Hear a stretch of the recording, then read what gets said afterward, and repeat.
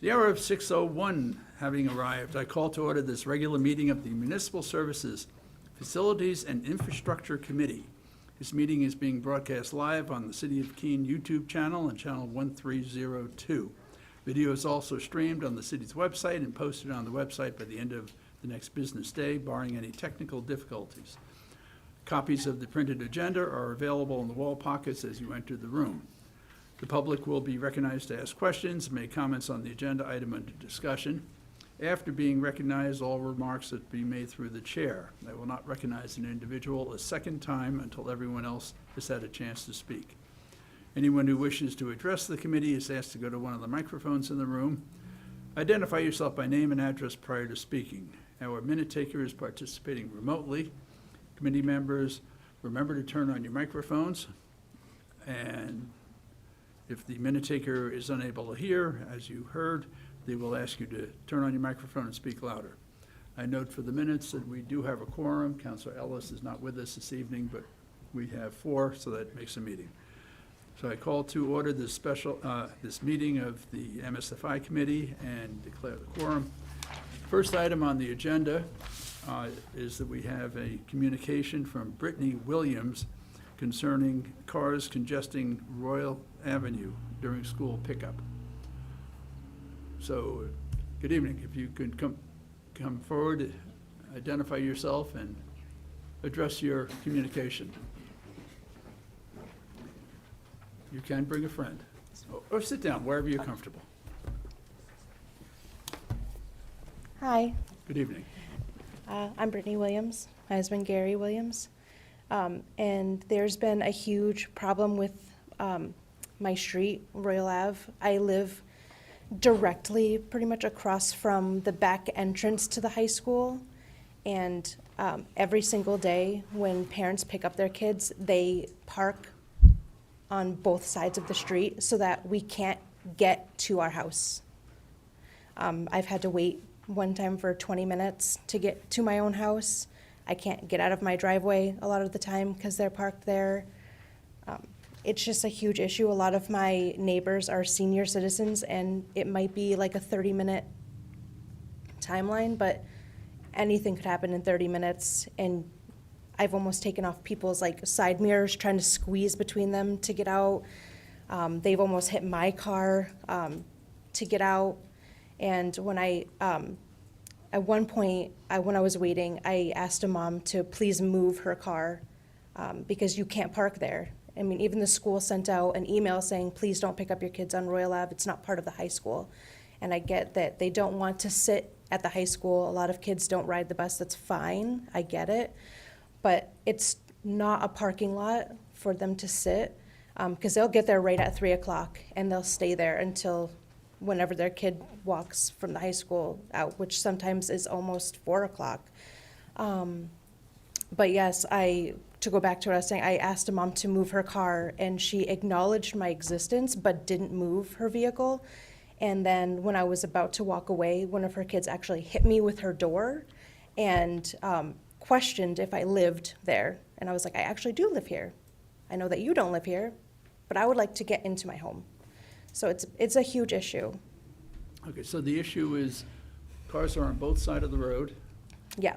and they're blocking your driveway? They're blocking the whole road, not just my driveway, but the entire road from the beginning of Royal Ave, because the entrance is kind of, I would say like a quarter of the way down, all the way to Dort Street. And I watched, there's like one small bus that comes by to pick up some kids from the backside, and they had to actually walk all the way down half the street to get onto the bus because the entire road is blocked by cars.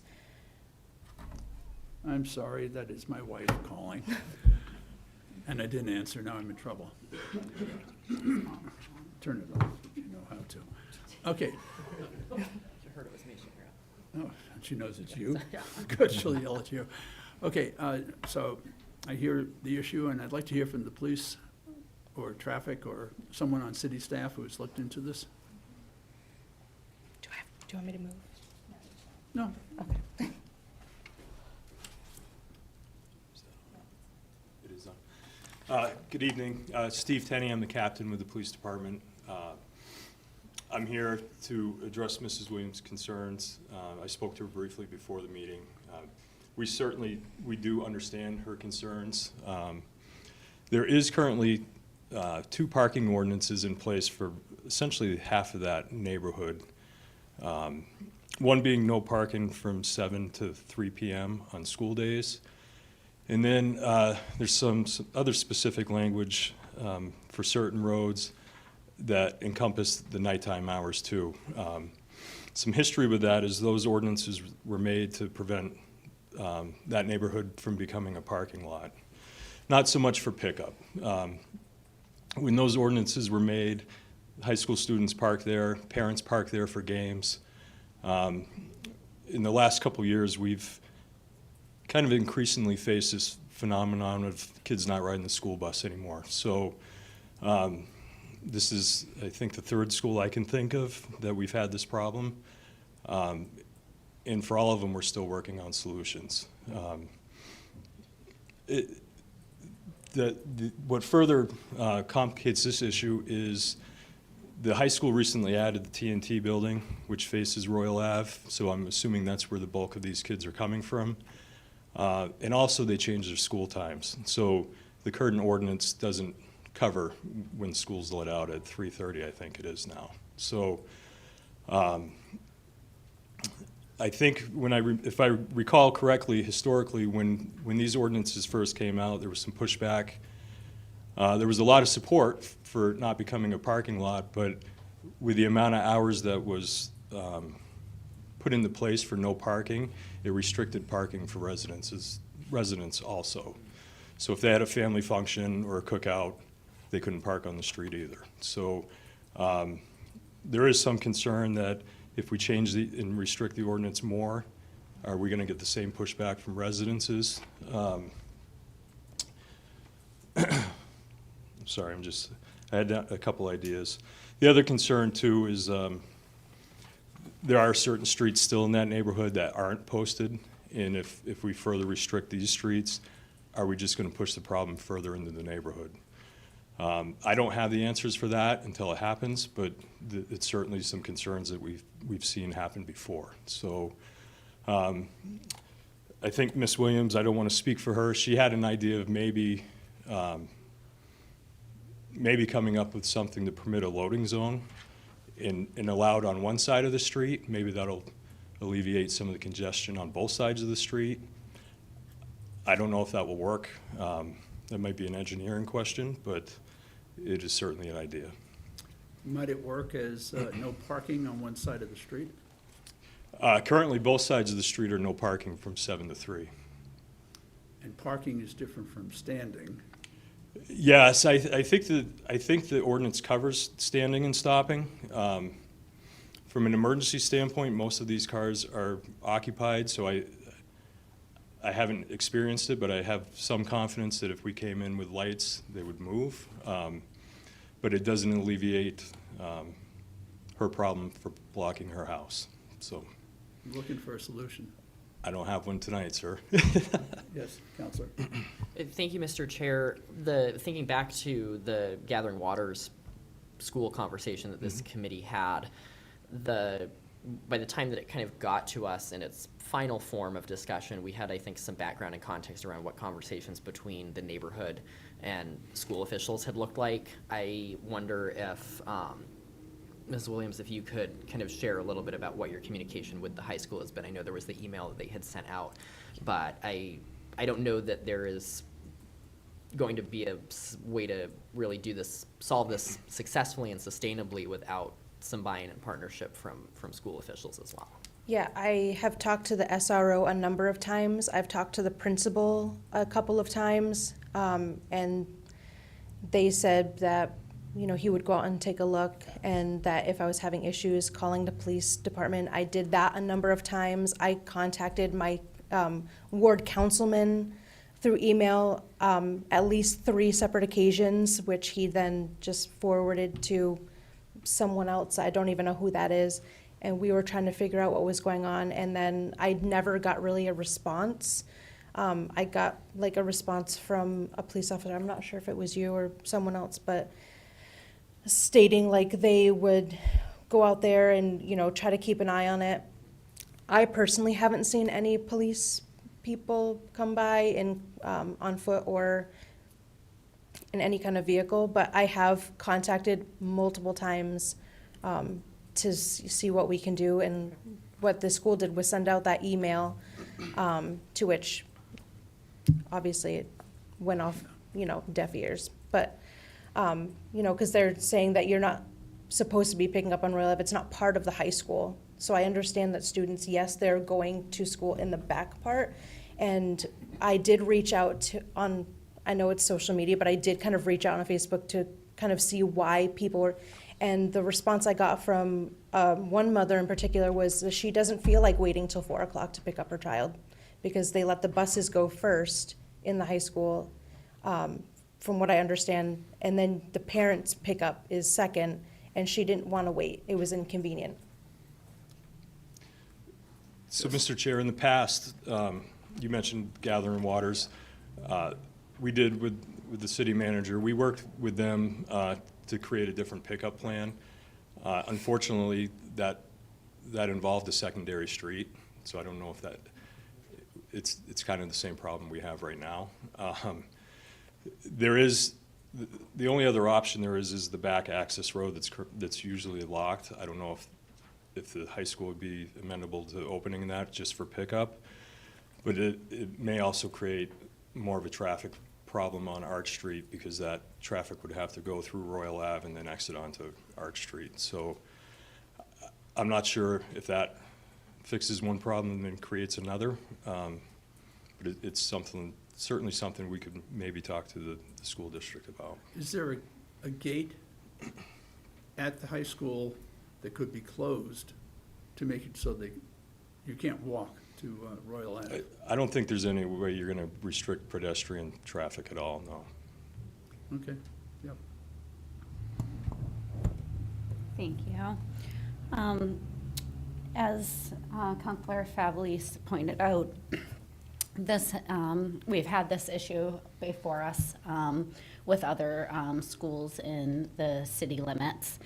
And I'm just wondering, and I know myself and the city manager have met about something, just parking and speeding issues near this area. And I'm wondering if at this time it wouldn't be helpful for us as the city to maybe have a joint workshop meeting and invite SAU and maybe the PTA to have like a full discussion. Maybe we can host it at Heberton Hall or something like that.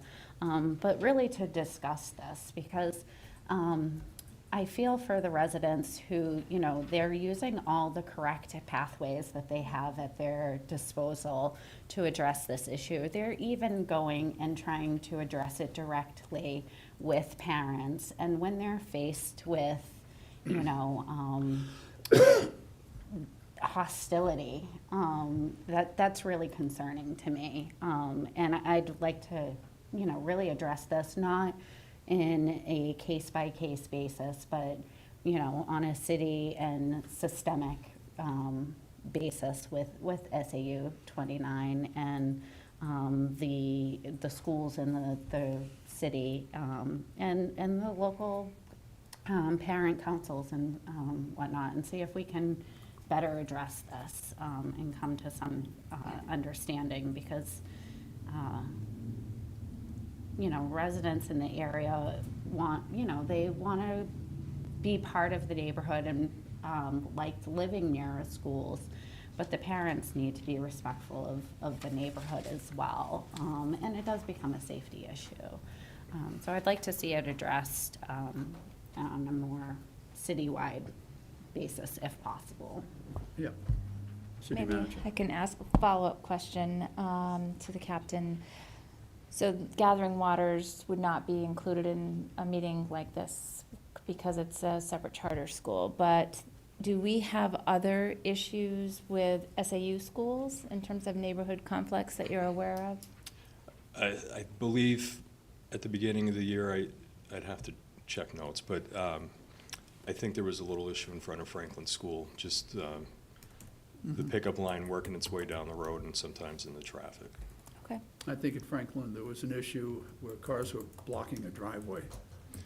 Yeah, I think it's more so that as you get further south here down Washington Street, cars that are illegally parked, they kind of ran out of places to stage for their line, and then they would just stop in the road too. Okay. So Would it be useful for police staff to meet with school? You know, yes, and when these prior to turning it into a whole, when these come up, we do talk to the school. As Ms. Williams said, we have had the SRO speaking with the staff there. He's walked out there himself.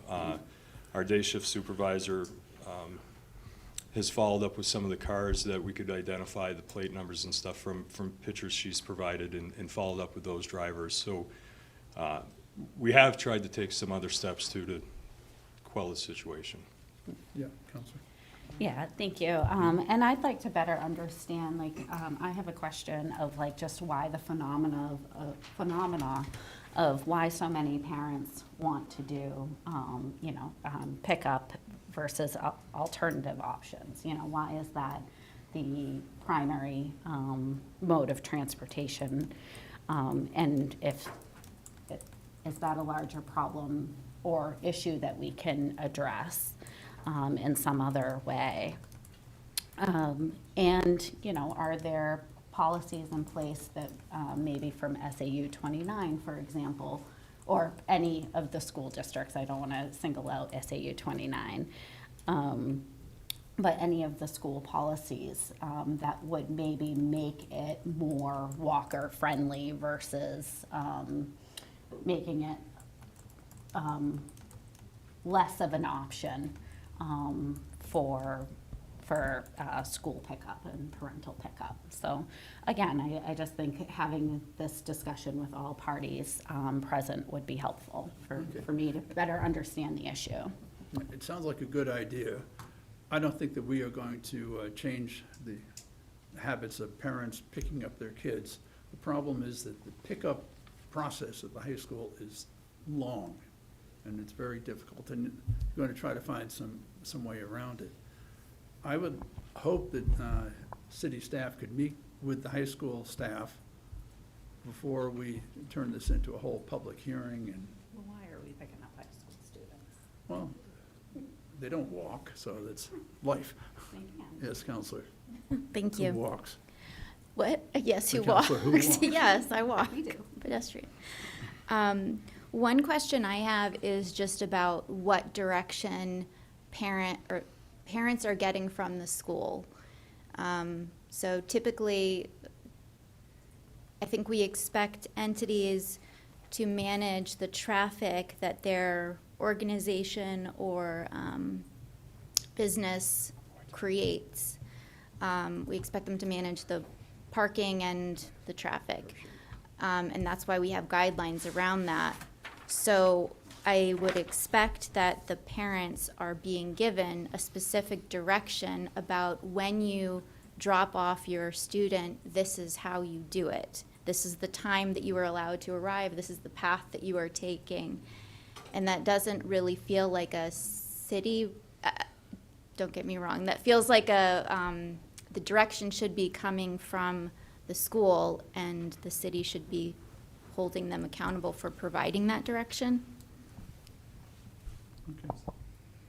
Yes, ma'am. They actually did put that in the email, how to pick up and what times to pick up. And they actually put a map of like the direction on how to do it, and then said not to park on the street.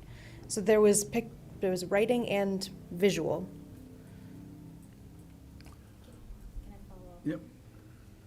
Okay, so just to clarify, what I mean when I say that is not just that they're telling people not to go here, not to pull off here, but that they're actually creating a timeline that works. Because if they're saying, if the direction is don't park here, and you should arrive here at this time, and you're directing everyone to do that, that's not really directing the traffic flow, that's kind of only managing the immediate piece of the puzzle. So following the map, if you're not allowed to drop off until this time and you have 5 minutes to do it, well, then it is going to create a line of cars. But providing more direction that, okay, well, don't arrive, you won't be able to drop off until this time, so you shouldn't arrive here at this time, I guess is maybe more of what I was. Yep. And just sort of to go along with that, I agree. I think that it is up to the schools to manage this issue. And what that probably means is they need to have staff members out there during drop-off and pickup time when they are aware of issues in the neighborhoods that are reoccurring, because I don't think it's fair for them to expect the police department to be managing it for them. And so I would be happy to follow up with the school and the police department and see if we can get some traction and then report back to you. Perfect. Yeah. Otherwise, without ordinance and laws and no parking, it's not going to go anywhere. It's just going to be frustrating. So, anyone else want to speak to the issue? Yes, Counselor.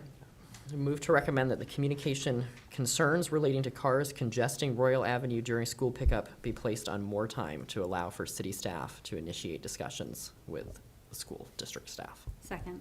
Perfect. Motion's made and seconded. Yes, City Manager? I think you have someone in the audience who would like to speak. It was. Who? She, I'm sorry, I didn't see you. In the future, anyone who wants to speak, don't be shy, give me a big hand. Hi, I'm Jennifer, Fairfield Court, Jennifer Sizo. I was wondering, could the time be changed, the time frame be changed? Or could it only be, absolutely no parking at all, anytime one side, and then Monday through Friday, these times on this side or something? I don't know. Just That's an idea. That's creative. Write that down. Got it? Anyone else like to address the issue? Okay, we have motion and a second. If there's nothing further, all in favor? Unanimous, thank you. Our next is a discussion concerning the parking on Marlborough Street and enforcement matters. Terry Bishop had sent a communication regarding parking on Marlborough Street, and city staff has been working on it, and city staff has a report or results. Thank you. Good evening, Chelsea North, Parking Operations Manager. I don't have much of an update for you, as Marlborough Street's actually very quiet as far as parking goes. Over the 4-week period, there were 5 total tickets that were issued for overtime parking, and that was with enforcement every 2 hours during, 8 to 5, 6 days a week. And there was only 1 ticket for overtime parking that was issued in those 2 spaces that were of main concern, and then the other 4 tickets were written in other areas of Marlborough Street. Okay. See, city staff did what was requested, and I thank you. We won't really find out what's happening until new ownership at Romy's is in place, and whatever the restaurant that was Panucci's is open. But at any rate, I think that we've addressed the letter and the concerns, and I thank you. Anyone wish to speak to this further? We will communicate to Mr. Bishop when he calls tomorrow. Counselor. I move to recommend that the communication concerns with parking on Marlborough Street and enforcement measures be accepted as informational. Second. Motion's made and seconded. Anything from the public, committee? All in favor? Boom. Thank you. Thank you. For coming.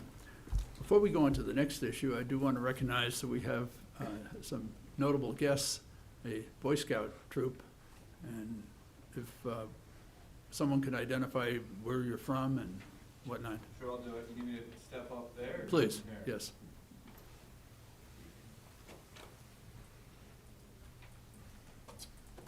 I'm Brad Kay, Assistant Scoutmaster for Troop 302. The Scouts are just here today to see how a meeting works, and they're working on their citizenship in the community merit badge. So this is one of their things to do. Oh, thank you. Thank you all for coming. And hopefully we'll give you a good example of government in action. And more time is not action. But anyway, we're moving along. Thank you for coming. Yeah, we did some action, yeah. Okay, and we have a communication regarding, what? Multiple communications regarding concerns regarding the proposed parking lot at the skate park. So should we start with city staff or take each one of the?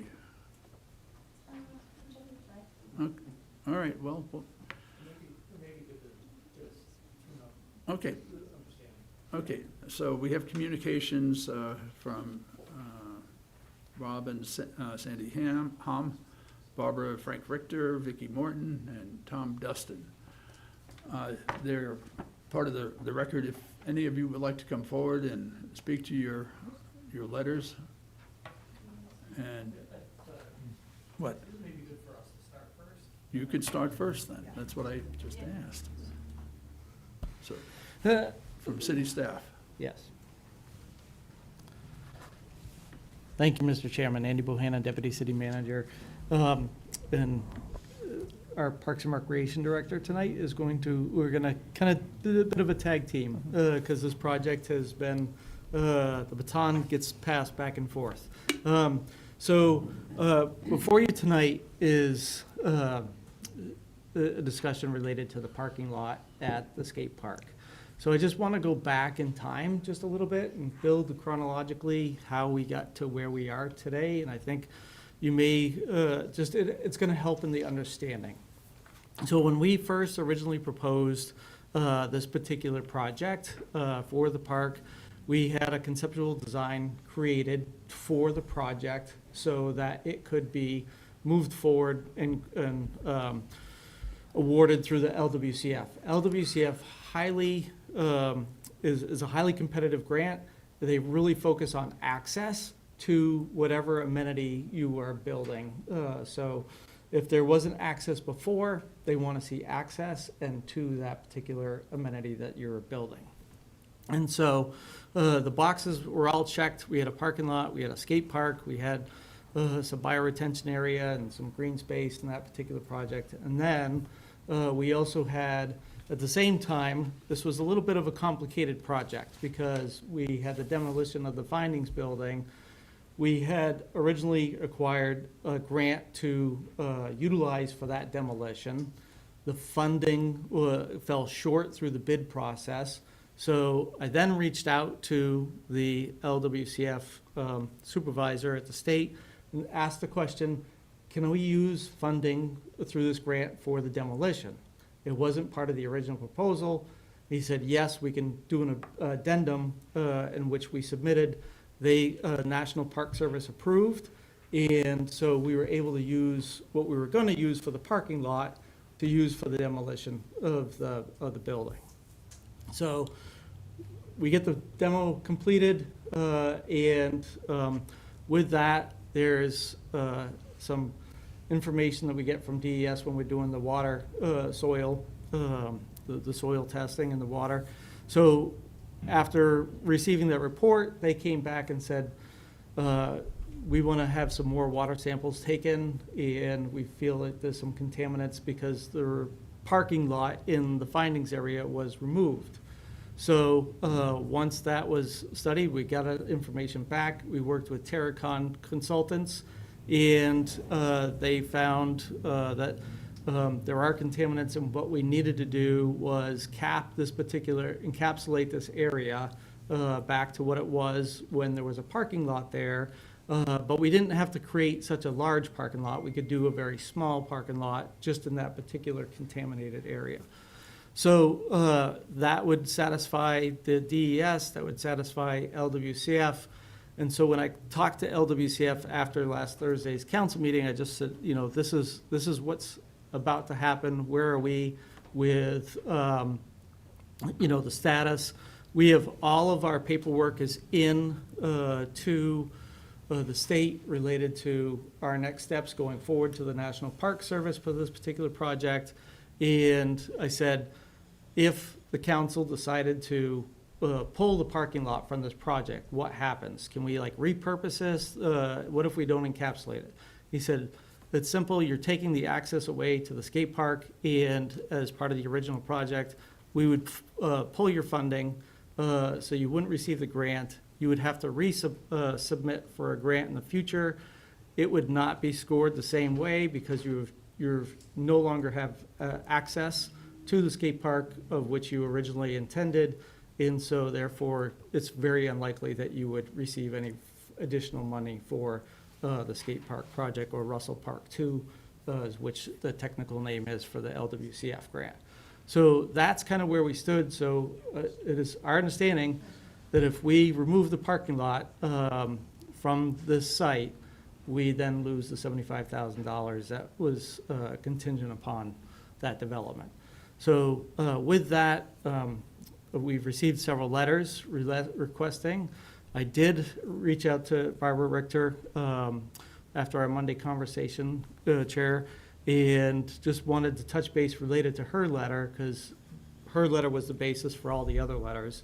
And we basically came up with some solutions of, she understands why the parking lot would need to exist related to the DES. She would like us to explore other options, but she also understands that there may not be other options, which I explained again. But to work with the neighborhood related to various plantings and to, she had sent an email, I think, to the committee maybe this afternoon, or this April 12th, sorry, just making sure I have it. Yeah, so just to possibly minimize the spaces. So right now we have 13 spaces that are designated in the creation. Possibly minimize that a little bit if we can do that, and we encapsulate the entire area, and kind of flip it. So right now there's 6 or 8 on the back, and just kind of work it so we can redesign it just a little bit so it's not as big as what it needs to be, which we can work with our engineering team related to that, and address some of the stormwater and vegetative areas. All of the things that we talked about certainly can do. I will share that if you go to Russell Park and you go into the existing parking lot, and then there's the playground, and then right behind that playground is a water retention area. Originally, we wanted that retention area was going to be expanded, but we couldn't do it because we didn't own the Findings property at that time when we were designing Russell Park. That was still owned by Findings. So and that happened after, we didn't acquire this property until after we designed Russell Park. Russell Park was built.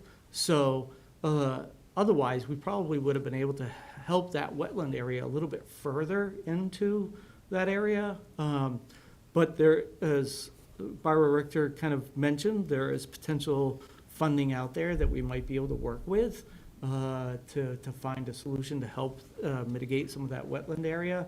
And I'll let the director speak, but I think we both agree that these are all feasible things that we can do. Just moving the parking lot forward would be good. So, Sounding does that help? helps. How big is this parking lot? Right now, it's 13 spaces, so it's about 50 by 100? close to that. I think it's like 85 by 60. Okay, and just to answer a question that I have been asked, I know the answer, but I'll ask. You cannot build housing out there. Correct. So this land is encumbered under LWCF funding. So that's Land, Water, and Conservation Fund. We've accepted grant money for the creation of the skate park, that whole lot. So 160 Water Street and Russell Park are encumbered by this fund for perpetuity. So you are not able to do anything but park. And that also is a floodway? That's correct. Okay, Yep. I'm just saying this to answer a question that the public has asked, and probably will ask again on the radio. So, yes. Wonderful. Kara Director. Fisk-Hennessy, Parks and Recreation Director.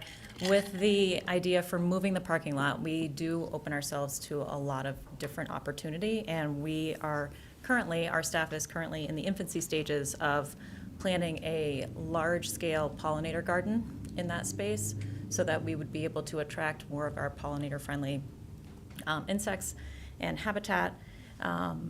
One of the things that we are really proud of is being a Bee City USA, so this would also help that designation in being a Bee City USA.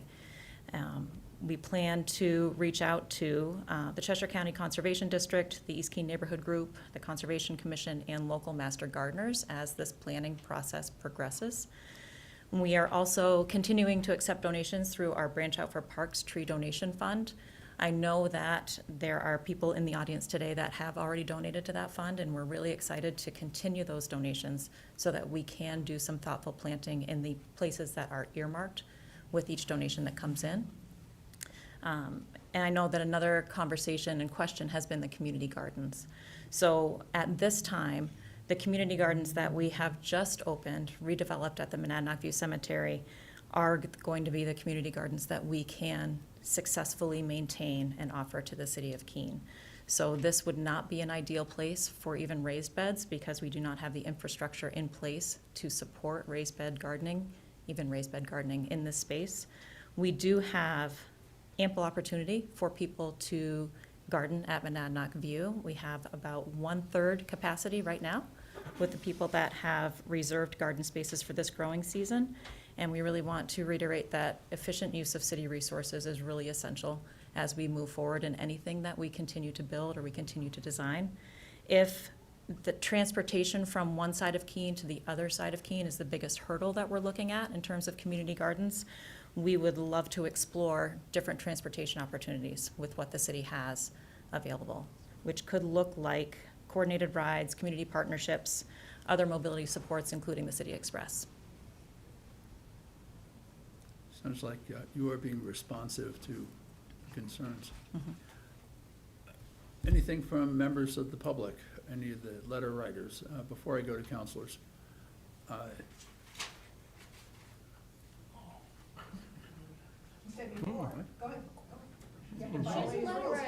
Public. I'll share with you. Oh, we do.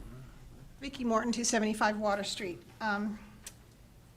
I guess I'm still disappointed that it has to be a parking lot and not some other use there. I'm not sure who we're providing access to this parcel, in that the people who drive to the skate park, park along Carpenter Street or into the parking lot at Pat Russell Park. I wish that Tom Dustin were here because Tom would tell you that his apartment looks out over this particular section of the park, and the parking lot is rarely ever full. I think I've been past Pat Russell Park parking lot when it has been full, and it's only when there are games going on at the field.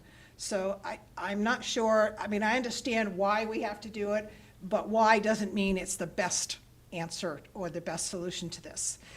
The other side of that is thank you for mentioning that there is a plan for some planting at the park, in that we've been asking for a period of time what will happen to all the landscape in downtown Keene when the downtown gets torn up, and would gladly receive that into the park, anything that can be transplanted.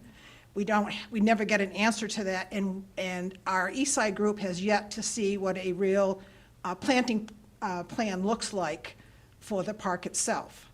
The other question that I sent in last month and got forwarded to the city manager was around the granite pieces that were all stacked up on Island Street. Well, the pile is now gone. I don't know where it went.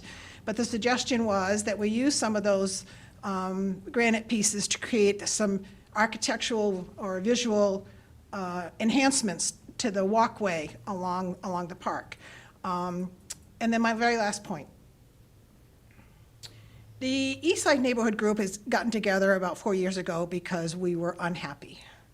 And we've tried to make headways, and in some cases we do make some progress, and in some cases we don't, and that's just the way that it goes. I do wish, though, that the departments that are making decisions about what happens on the east side of Keene reach out to the east side group prior to some of the presentations that come forward. And then there's not a letter writing campaign of, why we don't agree with it, or more questions need to be answered, and so on and so forth.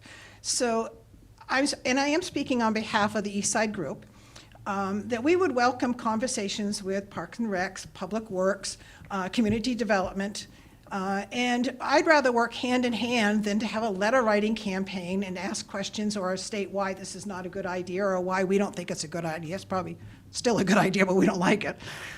And if we could have that sort of relationship, I think that we could be much more efficient and much more effective. Thank you. Well said. Thank you.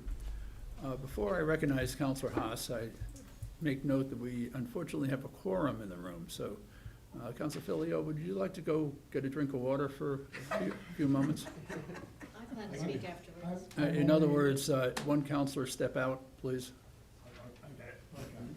And Counselor Haas, I also caution you not to express an opinion as to how you might vote on any issue. Just share your wisdom. I'll try. Ed Haas, 114 Jordan Road. It was great to hear the reaction of city staff to the various letters.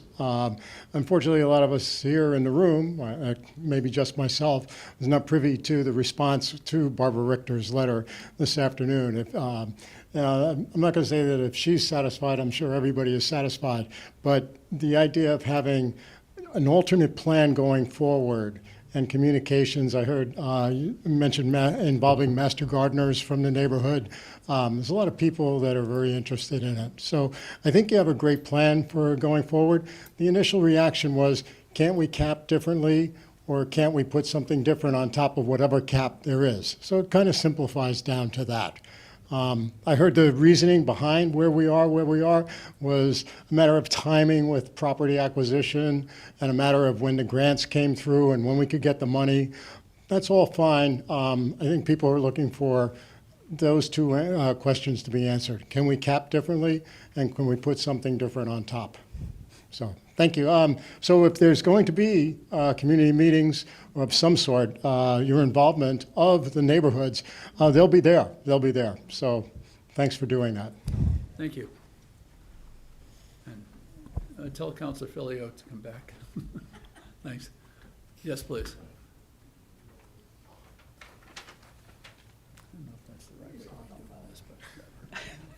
Jennifer Siza, 10 Fairfield Court. Thanks. I want to echo what Vicki said. We appreciate that you were going to reach out to us in East Keene and other groups that, we don't want to always be, I feel like it's too adversarial right now, and so start from a different angle. I was wondering, okay, if asphalt has to be up there, there's no shade by the skate park. The skaters would like shade and some paths. Is there a way to have maybe just parking for seniors and handicap spots, and then have some sort of pavilion that could have solar and some picnic tables? I don't know, but it's just an idea, so it's not only parking and there's some shade there, because I do talk to the skaters about what they would like. Of course, they want more skating area, but I said, okay, after that, shade is something they're looking for. So that if, with one of those paths going down there, they can skate down there and they can sit there in the shade for a while. So. Thank you. Good evening, Representative. Good evening. I'm Joe Shapiro, 288 Church Street. So I want to just say that I know almost nothing about mitigation of contaminated soils, and I understand from hearing the presentations tonight that a lot of what we're talking about is dictated by grants, and I'm not knowledgeable about those either, although I heard the explanation. My concern, well, First of all, living just a couple of blocks from that park, I am so grateful for all the work that the city has done. It is really incredibly well done, beautiful, such an improvement on what was there. I am concerned that it often is very sparsely populated with people. It's a beautiful park, but I think maybe it's a matter of timing, and it will happen. But you walk through the park on a beautiful day, and maybe there's one family at one of the playgrounds. So my thinking has been, what can we do to draw people to the park? Because a beautiful park is not really beautiful without people. And so when I heard just recently about this parking lot, it just struck me that that was not going to be the thing that drew people to the park. We need things there that will attract people. Maybe there's, I don't understand if the field has to be scheduled for, teams and schools or whatever. But I think we need more people. And to have a parking lot, which at least my understanding of it, is actually far away from the skate park. I guess I'm just feeling that it'll just be one more empty thing sitting there because we got these grants that dictate that. So if there is a way to take the time to think about how to cap the necessary parcel and satisfy the grants, and do it in a way that creates an activity that more people will come, I think that would be a great opportunity that we shouldn't lose because we're in a hurry to get this done. I don't know if that's possible. And I don't really have any great ideas about what it should be.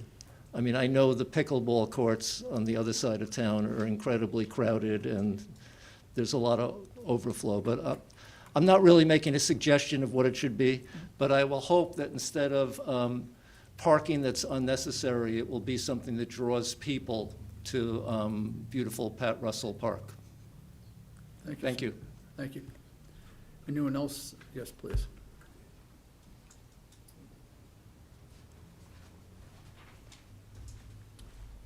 Hello, Andy Holt, Forest Street. So I wrote down a bunch of things I wanted to say. I'm going to skip that. It was way too much anyway. Boils down to I don't like the idea of parking lot, just like so many people here. But it was useful to learn all that new information about the history. It sounds like there's two aspects to why this has to happen: the remediation of the soil and the grant. So for the soil, it sounds like there are alternatives. If the grant was not a requirement, it sounds like there would be other ways to cap or deal with this that are not just a parking lot. So my thinking is we should focus on the grant aspect. Is there a way to get rid of that requirement? It sounds like you have spoken with them about that. But I guess they're focused on there being access to this park. And we've heard that there is more than enough parking nearby. There's plenty of access. We have the rail trail right there. I'm wondering if there are ways we can prove that there exists plenty of access, plenty of parking, such that the parking lot is not necessary. Because I think if we could deal with that, there was no longer this requirement from the grant, then there are lots of other ways we can improve the space. I completely agree that having something more useful to draw people there is super important. The parks are great. This is already such an improvement, such a growing hub for the neighborhood. So drawing people there with attractions is way better than a parking lot. I think most people will agree with that. And so if we can somehow work with the grant administrators to remove that requirement, I think that would be something worth pursuing. I also do really think that community gardens would be a great use there. So I understand there may be some limitations, but I would encourage you to speak more with the community gardeners that have used the west side. If there is a desire for that space on the east, I think that's worth trying to make happen. Thank you. Thank you. Anyone else like to address the committee? Sorry to make another, oh, Rob, you go first.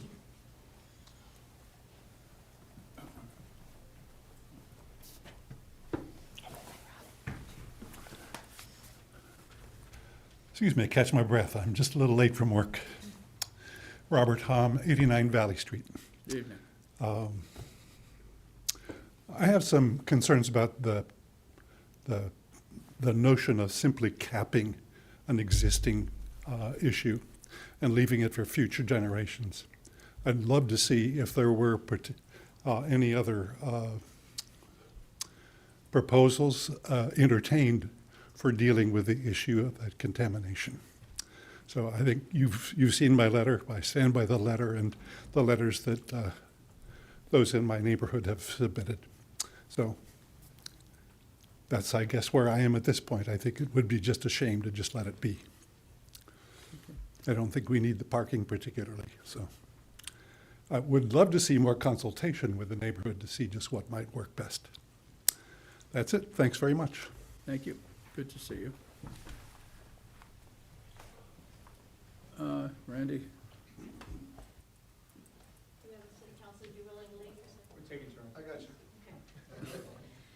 Sorry. And I will make mention of the fact that the number of city councilors in the room includes the three, well, myself, I live in the east side, as well as the two city councilors from Ward 2. If you'll remember, all voted against transferring this funding, specifically for the issue of the parking lot. Am I incorrect? I'm sorry. I was counting in my head. Oh, okay, all right. You want to make sure I'm... Oh, no worries. I agree with Robert Ham. I'm sorry, Michelle Chalice, City Councilor, 25 Beach Street. I agree with Robert Ham. Passing this on to another generation is not working well for us as a society as a whole. I'd like to know that we have explored remediation possibilities, reading very briefly what has been written. We're talking about 1.5 feet of soil for railroad contaminants. I'd like to know that we have explored the remediation aspect. Besides that and beyond that, and I really appreciate all of the explanation of the details, I'm looking forward to the community process of looking at what other aspects and how this entire square area, including expansion of the detention area, could happen. Detention is an extremely important, as we all know, aspect for this part of town. We're at the lowest area, and detention is a great idea, and detention offers the combined uses of a pollinator area. It offers all kinds of things. So I look forward to feeling confident that we as a city council can look. I understand $75,000 is a lot of money, but if it's not going to meet the needs of the community, then maybe it's not what we accept. So I'd like to feel confident that we will, almost from a clean slate, because we are at that point, we have a nearly completed park and we have one part that has not been addressed yet, are able to go through a process that acknowledges all the concerns in an equal fashion and move forward from there. Thank you. Thank you. City Manager, you have any wisdom to impart? Yeah. I don't know, there's a lot of wisdom already tonight. I don't know if I have much more to offer. Other than, we do need to come up with a remediation plan, and if the council were to decide not to do a parking lot and not to accept the funds, there's no current funding in the budget or the capital plan to bring on an environmental engineer, come up with an alternative capping solution or funds to then pay for it. So I get a little nervous about that, especially, when we have a lot of other things going on. I do think that the department and Deputy City Manager have worked to try to come up with some compromise, and that is potentially shifting a bit of the location of the parking lot and adding these pollinator gardens and other ways to activate the space, which is really beyond what we're talking about tonight. But I think that what I'm hearing and what I have heard in the past is that there's a definite interest to continue to have those conversations. But I'm hoping you'll move forward. Tonight, there is really no motion before you. It's just the letters that have come in. We don't have any action for the council. This project has been making its way through. The action that will come to the council at some point will be to accept those grant dollars.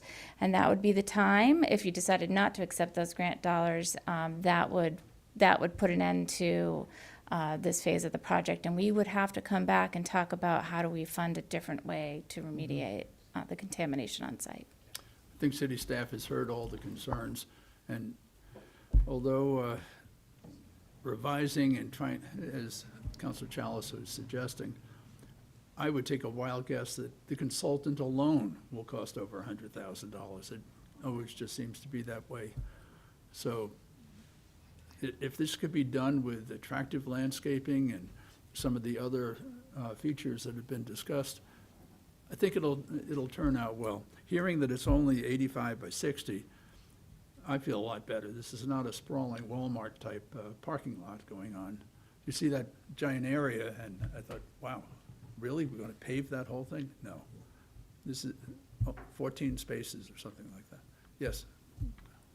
If I could just also add, when we had envisioned this space, it wasn't only to just serve Pat Russell Park and the skate park, it was also to serve the Cheshire Rail Trail and the basketball courts, pickleball courts, because of the proximity to those.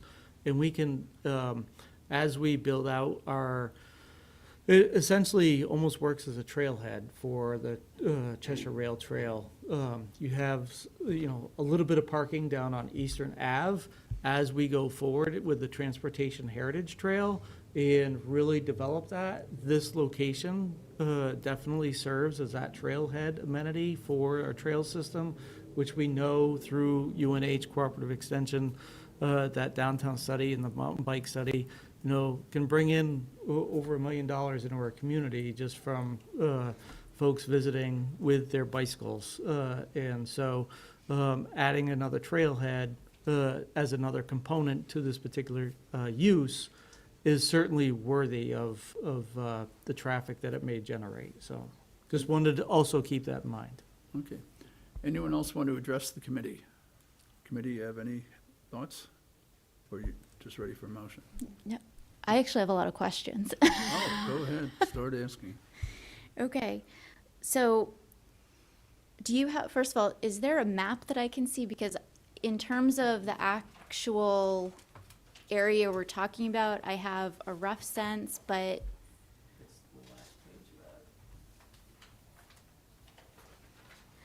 and then I would love to see that, and just I'll move right through right here.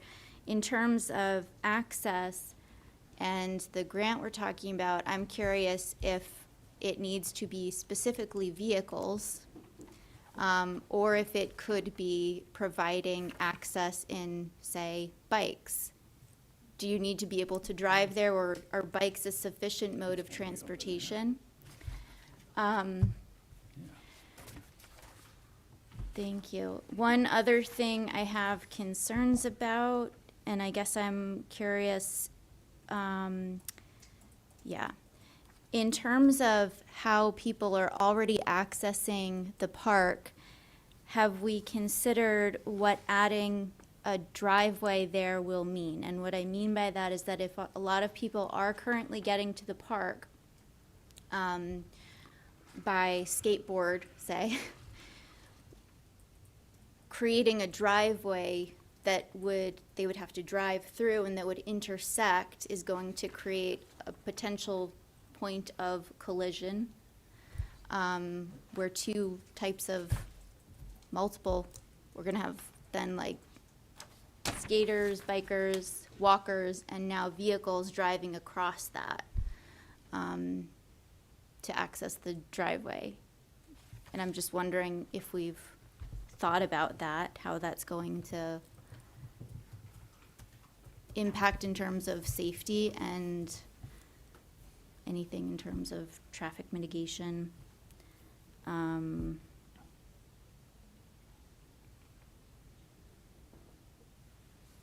Yeah, I think those are my basic questions.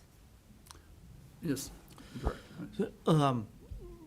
Related to Water Street, that would be a street entrance, and engineering would make sure that we would hit all the specific codes that we need to meet and standards. We certainly have thought about this to a degree of, right now, an individual would need to walk or be on the crosswalk from Upwater down to Carpenter, and this particular access would certainly create a little bit of a shortcut on that front.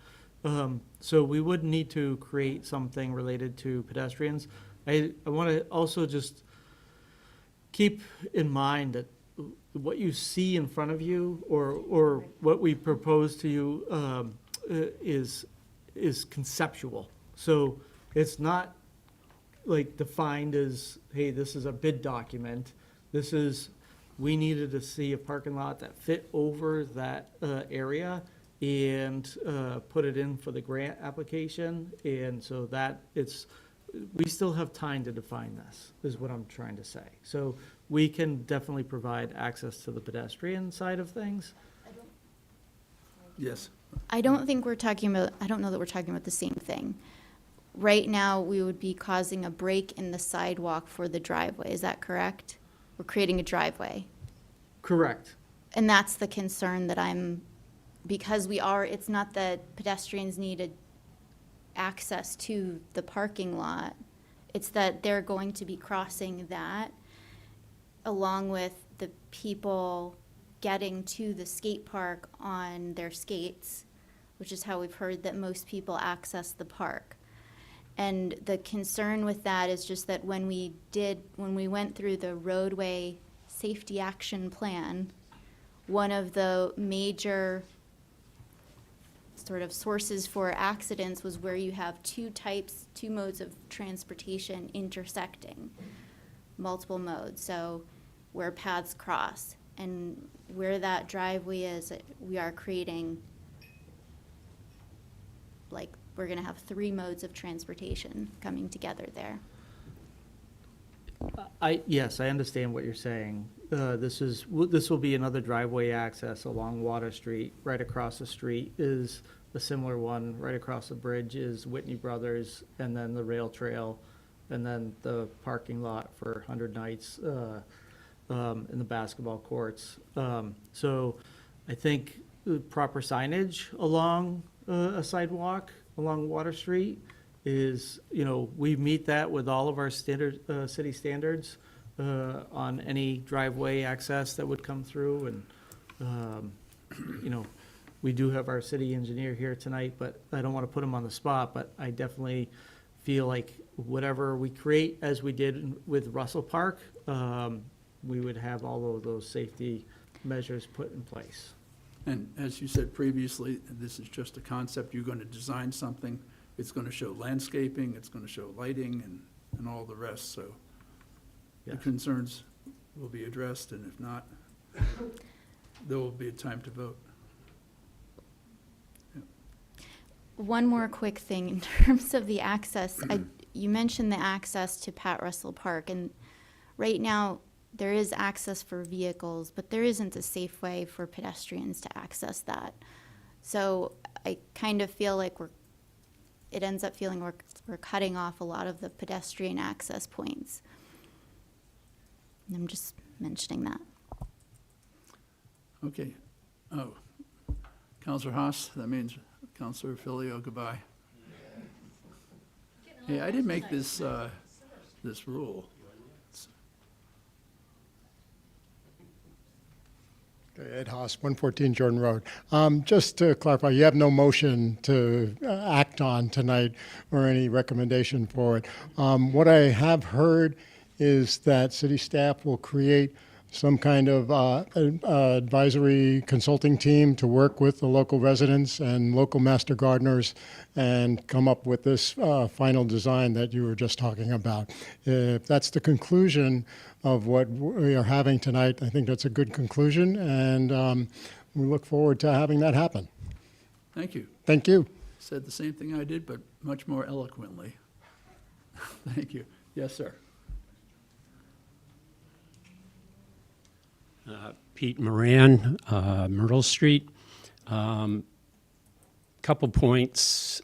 The pickleball basketball courts on Water Street, only one is usable. You need to take a look at it. It's not usable. So that needs to be remedied. I think I forwarded some information, and it's not usable. Only one is. And I have yet to see anyone play pickleball over there this year, whereas in previous years, a few folks would, but sometimes is interference getting in and out of there. Is there any potential allowance for expansion of the skateboard park? Because that initial one was a lot smaller than what they had before. So is there space that can be reserved for potential expansion? The kids love it, it's great, but it's too small. So somehow some space should be set aside. Maybe that existing warehouse building there, it's too bad the city didn't buy it because it went for $165,000. That would have been a real asset. But I think in all this conversation, you got to look at the kids. That's what the intent is. And they need potential room, however it's funded. I think that's quite relevant. Thank you. Thank you for your comment. Anyone else want to comment? Committee, you ready for what? Oh, I'm sorry. Thank you for the wave. Sorry, I wasn't fast enough with my hand. Andy Holt, Forest Street. I just wanted to echo what Councilor Tobin was saying. I think we can check the boxes and mitigate the risks with proper signage and all that, but we should be thinking bigger picture. And I like the point that this should be about the kids, and they're arriving by skateboard, they're not arriving by car. And so even if we are building things the proper way and following the code, you're introducing more vehicles in a conflict with children. The number one killer of children in America is firearms. The number two is vehicles. So I think we should be thinking not just about checking boxes, but conceptually, bigger picture, what is best for these kids?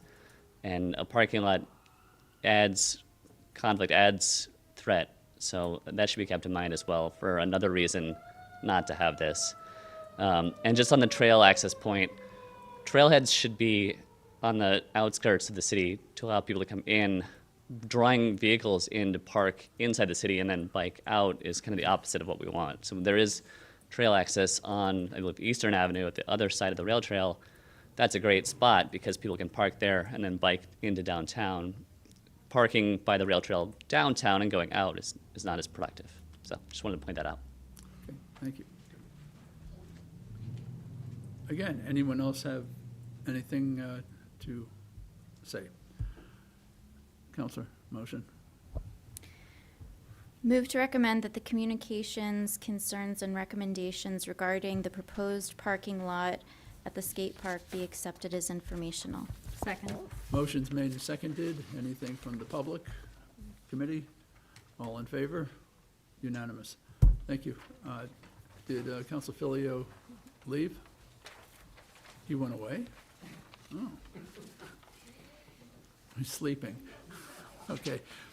We have a communication from Councilor Williams, request for consideration of an ordinance amendment to allow leash dogs in Woodland Cemetery. Good evening, Councilor. Hi, thank you. Bobby Williams, Ward 2 Councilor. And for the record, I know I'm going to get a reputation as the dog counselor. I don't even own a dog. So, but I do live in the neighborhood where Woodland Cemetery is, and I see people walking their dogs there all the time, even though there are big signs that say no dogs allowed.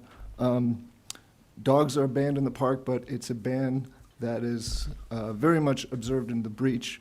And, I think it's kind of unfair because the dog owners who follow the rules don't get the opportunity to have their dog in the park, whereas the ones who break the rules have their dogs there frequently off leashes. So people are having their dogs in the park, but they're being scofflaws about it, and I think if we tighten the rules around it, maybe we would get better compliance, shall we say. One of the reasons I think it would be a good idea to have allow people to walk their dogs in the park is because it really puts more eyes on the ground.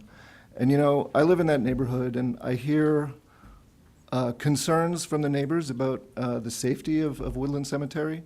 I know a mother who lives near Woodland Cemetery, and you know, she doesn't let her kids play there, and her kids could walk to school through the cemetery, but she doesn't let them do that because, you know, there's some sketchy characters hanging around.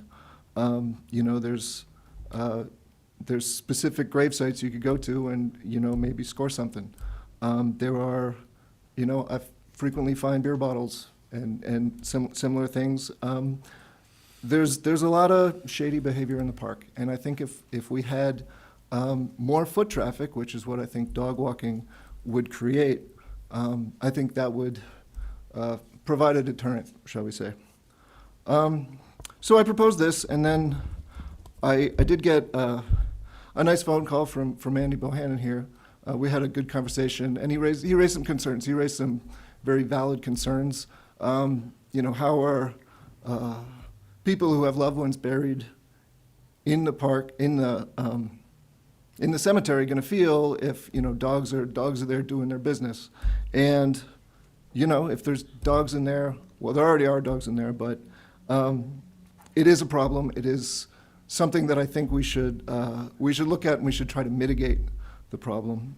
So if we could create some guardrails around having dogs in the park, I think maybe some of Mr. Bohannon's concerns would be mitigated. One thing I should think just off the bat, you know, I'm asking to try something new here. Maybe it won't work. Maybe it's a bad idea. Maybe dogs are going to start pooping everywhere. Maybe we won't be able to keep a handle on it. So what I would suggest is whatever we do it for a trial period of 1 year.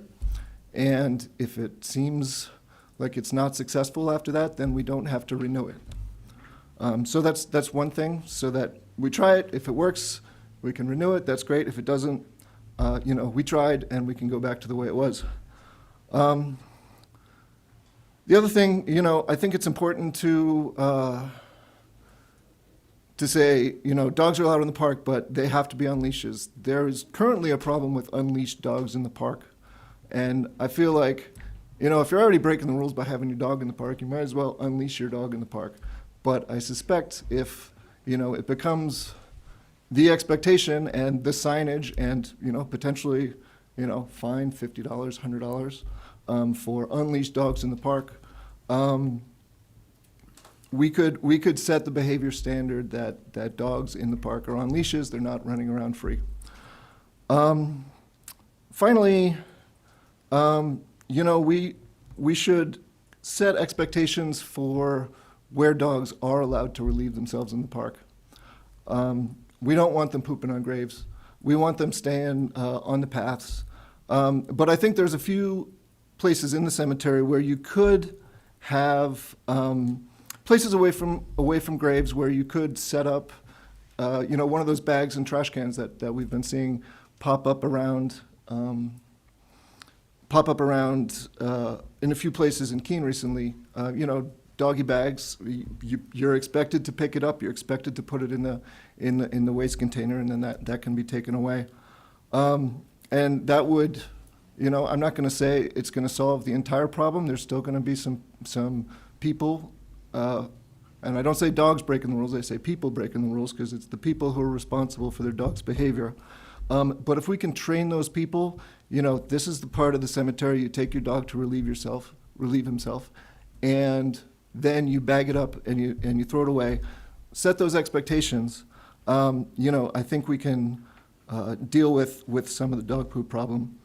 But overall, you know, I hear this a lot from the community, that they're concerned with safety in the cemetery. And you know, I got this idea from a community member in conversation about this problem. So I think it's something we really should give some thought to. Try it for a year. If it works, great. If not, we can roll back to where it is. So that's my proposal, and I'd love to hear your thoughts. Thank you. A question for the city attorney. Here's your first question. This would be an ordinance with a sunset clause.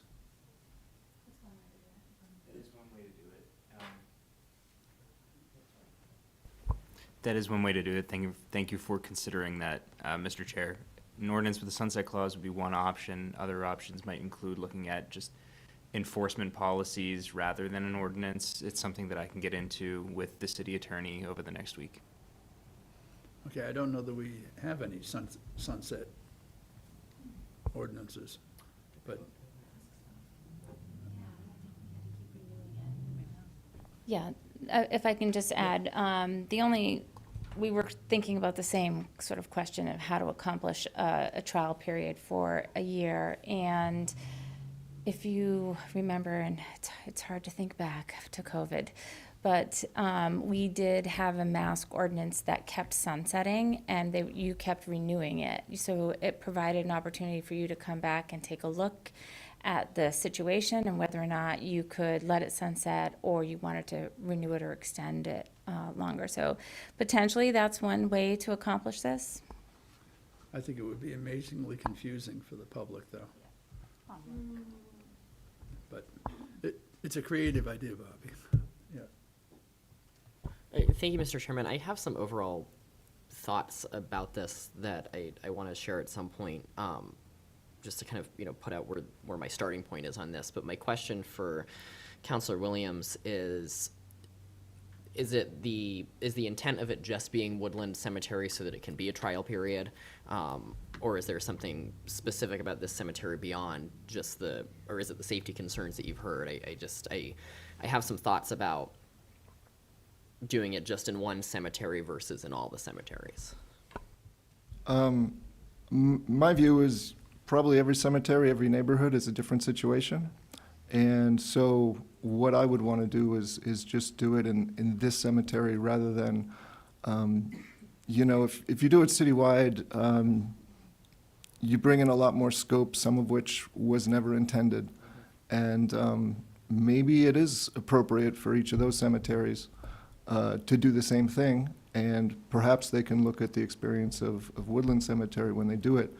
But I would be hesitant to say that one size fits all and what's appropriate for Woodland Cemetery is appropriate for all the others. Thank you. Anything? Yep. I guess I would just say I do have some concerns about this. Part of it is that I do see dogs there. I've seen dogs unleashed and going after dogs on a leash. And I've also seen, kind of taking this a different angle, right? I've walked through there and I've seen a woman who is planting flowers and bushes, and, I went over and said hi, and I asked her what she was doing, and she was the last one of her family. This is her husband's grave. She's probably going to be dying soon, and she's planting the flowers that she really likes there. And and I think about how important that is and how special that place is. And I think about dogs going to the bathroom there. And I also, I know with the, what are they called? Like the doggy bags, I'll call them, okay? I know that's not what they're called. But more and more lately, I've been seeing them along the side of the road or like along the side of paths, so people aren't necessarily taking them. And so I kind of worry about that becoming a place where you have a bunch of bags full of dog poop thrown around.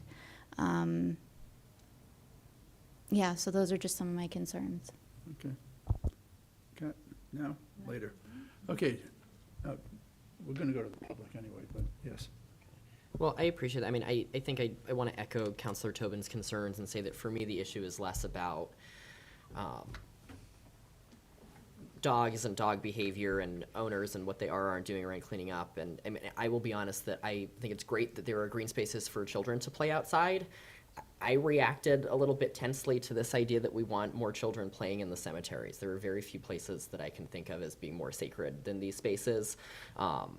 I think they should remain that way, and so I want to put that out there as far as what's framing my thinking here. I think that Councilor Williams' letter and his request, I think there were good reasons for it, and I understand that. I understand why the request came through, but I try not to make decisions on council in this way, but I don't like the feeling of this. It just doesn't feel right to me at this point. So maybe we'll hear from the public and other councilors, and I will be moved off of that position, but I guess it'd be hard for me to do so. Okay. Public. Quick, gentleman in the front, and then going backwards. Pete Moran, Myrtle Street. I don't think it's a good idea. I mean, you can find dog poop downtown, rail trail. It's everywhere. It's not the dog, it's the owner. And you can find the little baggies. People, they'll do their part, they pick it up, and then they leave the bag for the park rec to clean it up. So I think it's appropriate to say it's a sacred place. And if I saw somebody in there with their dog peeing on one of our graves, I would not be a happy camper. I think it should totally be exempt, and people just have to stay out of there with their dogs. There are plenty of other places to walk, and I think it's very inappropriate. Thank you. Thank you. Yes, sir.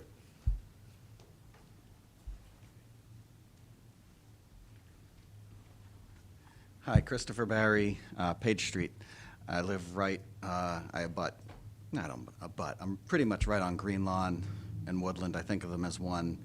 I'm not going to say if I am or am not a scofflaw, but I will say that if you want to come with me, I can show you the stash spots in the cemetery that I've observed over my 10 years of living there. And I run through the cemetery 5 or 6 days a week. I've run thousands of miles there at all hours of the day. And I think what Councilor Williams might be looking at here is a small change that might have a net benefit of improving the overall space, because dogs are going through regardless of the ordinance. But in just the last year or so, I've come across, people who've been passed out. I've come across, like I said, I've witnessed the exchanges that are happening in that cemetery. I did not get a chance to look up the research, but there is research that shows that if you increase, air quotes, everyday foot traffic through areas like that, it has an effect of kind of reducing some of the other things that we are seeing.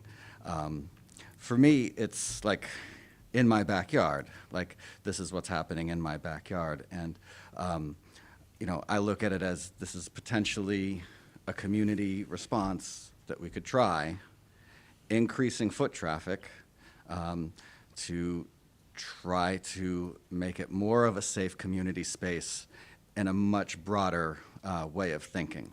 I don't want to go any further down the things I've come across, but it does feel like something worth looking at, because otherwise I feel like we're putting our head in the sand to the real issue that is, happening in Green Lawn and Woodland. So that's what I have.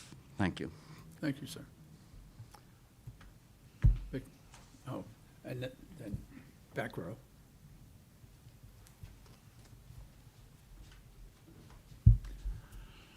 Vicki Morton, 275 Water Street. I'm going to support your proposal. I think if the concern is about children and dog excrement, then you better be looking at Pat Russell Park, because it is loaded, or it was loaded last time I walked through. Difficult to walk through Pat Russell Park with the piles of dog excrement there. I would support the foot traffic concept, and I think the issue is that we limit those folks who want to do the right thing because of people who do the wrong thing. And having walked our dogs on leashes, you control the dog. The dog is not going to urinate on a headstone unless you allow it to happen. And if they're walking their dog on a leash, it's less likely to happen than if the dog is just wandering. The issue is enforcement. That's the issue. It's enforcement. And I welcome it. I would love to still have a dog and walk through the park, walk through the cemetery, because it's a lovely place. And you're not violating any sacredness if you're on the pathway. It's not any different if you're walking it yourself. But the issue here is enforcement. Thank you. Thank you. Yes, ma'am, in the back. Yeah.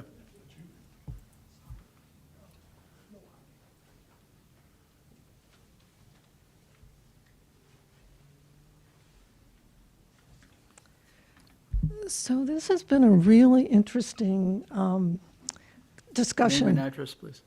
I'm sorry. Nicole Demarest, 288 Church Street. This is a very interesting discussion. I've been thinking about this issue all day. I just heard about this being a proposal yesterday from a friend in the neighborhood, and my immediate response was, I really don't want this to happen. And for a variety of reasons, some of the things that have been already spoken about. But as I listened to this as perhaps a way of solving a different problem that isn't anything about dogs, it's about having more people walking through the cemetery. And I listened to what the problems are that Councilor Williams has talked about, and I didn't catch his name, but the runner who lives on Page Street. I really, I believe that this is their experiences. It is not my experience. I live just about 2 blocks away from the entrance into the cemetery, the Beaver Street entrance. And I walk there, my husband and I walk there 4 or 5 times a week, sometimes even more. And for anywhere between 45 minutes and an hour. So it's a good, it could be 5 hours that have been spent that week.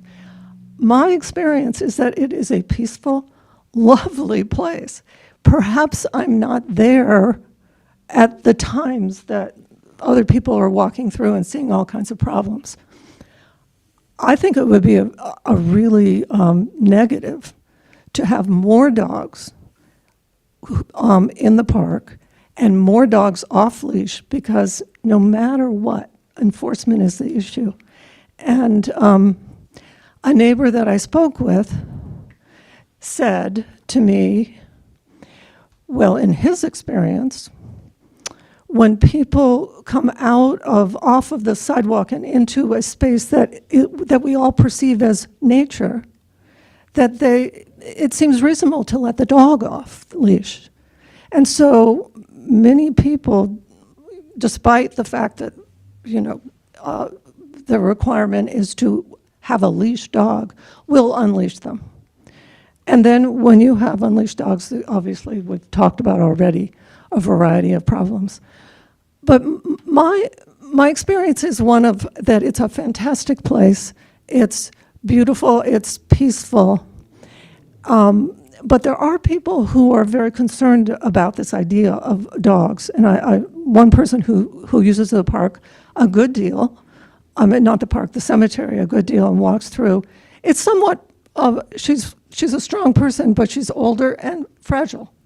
And she said the idea that there will be more dogs, and many of them will be off leash, is kind of scary to her. The idea of being perhaps, jumped on by a dog and knocked over.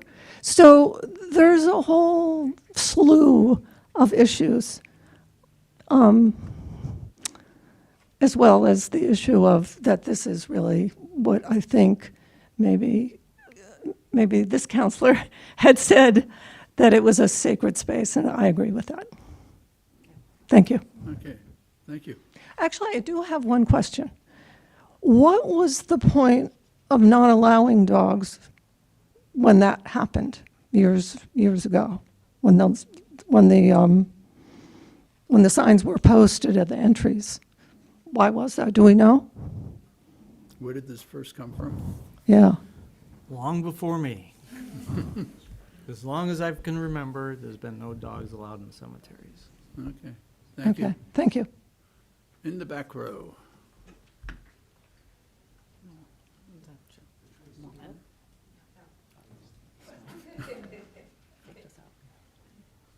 Good.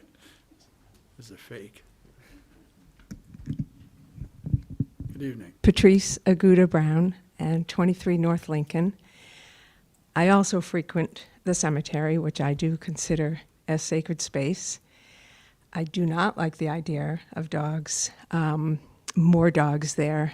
I, like Nikki, haven't had all the experiences. I see the runner. I know things do happen there. I do see little congregates of people. So I'm always acutely aware of when I'm walking in there, but I'm also acutely afraid of dogs, loose dogs, people that don't have control over their dogs. So I think it's a safe place for people to walk without thinking about dogs. And I do believe there's a dog park in Keene. Again, I'm not a dog person, so there are places to walk dogs. You can go up to Robin Hood, I believe. Can you have dogs at Robin Hood? So in our little zone, I just feel like there are places for dogs. And if you have a dog, you're a dog owner, you just got to figure those things out. And the cemetery shouldn't be one of those places. Thank you. Thank you.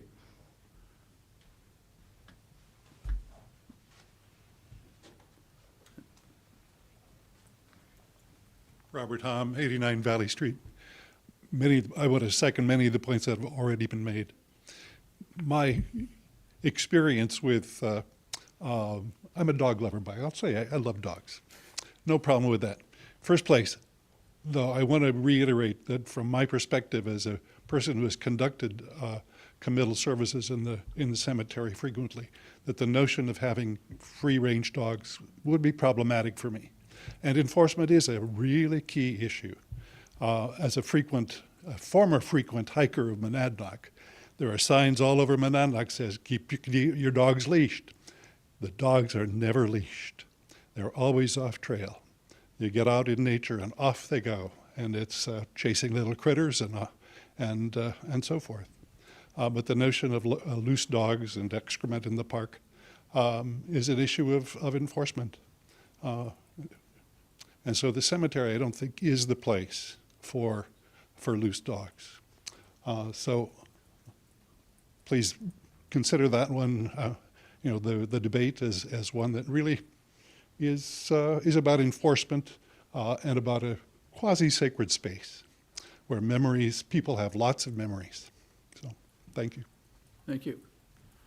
Counselor Chalice. Michelle Chalice, 25 Beach Street, Keene City Councilor. I'm going to speak from a couple different angles. As a city councilor, I have had 6 to 7 people come to me specifically supporting this. That said, I live a half a block from this particular entrance into Beaver Street into the Woodland Cemetery. And I spend a lot of time there. I have spent so I've lived there for 18 years now. Just this past 2 years, I've been working on a project with the local service group with 20 sapling oak trees. I think I've spoken with council about. And through the past 2 entire growing seasons, I am out there at least once a week with gallons of water. Other people may have seen me there. Now, given our previous testimony, I'm starting to feel that all of these people who are doing these things that we don't want, stay away from anyone with gray hair. Because I don't see it.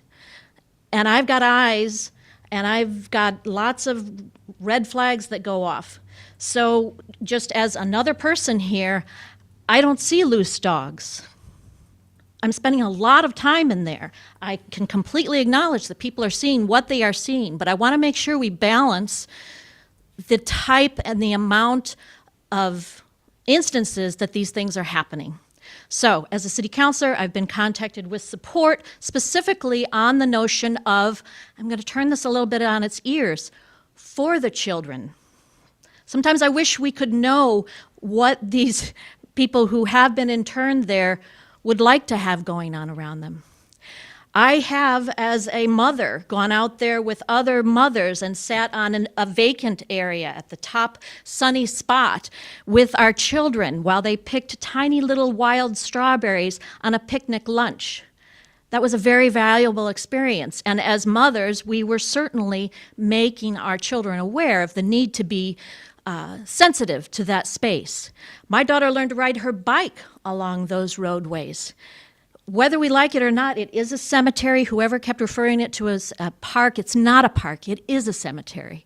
But as our population continues to increase, I really do believe that we have to find more creative ways of utilizing these green spaces for a broader range of the public. So, my own personal experiences, I'm in there a lot. I don't see dog poop all over the place. I do see doggy bags along Beaver Street. Man, that bothers me.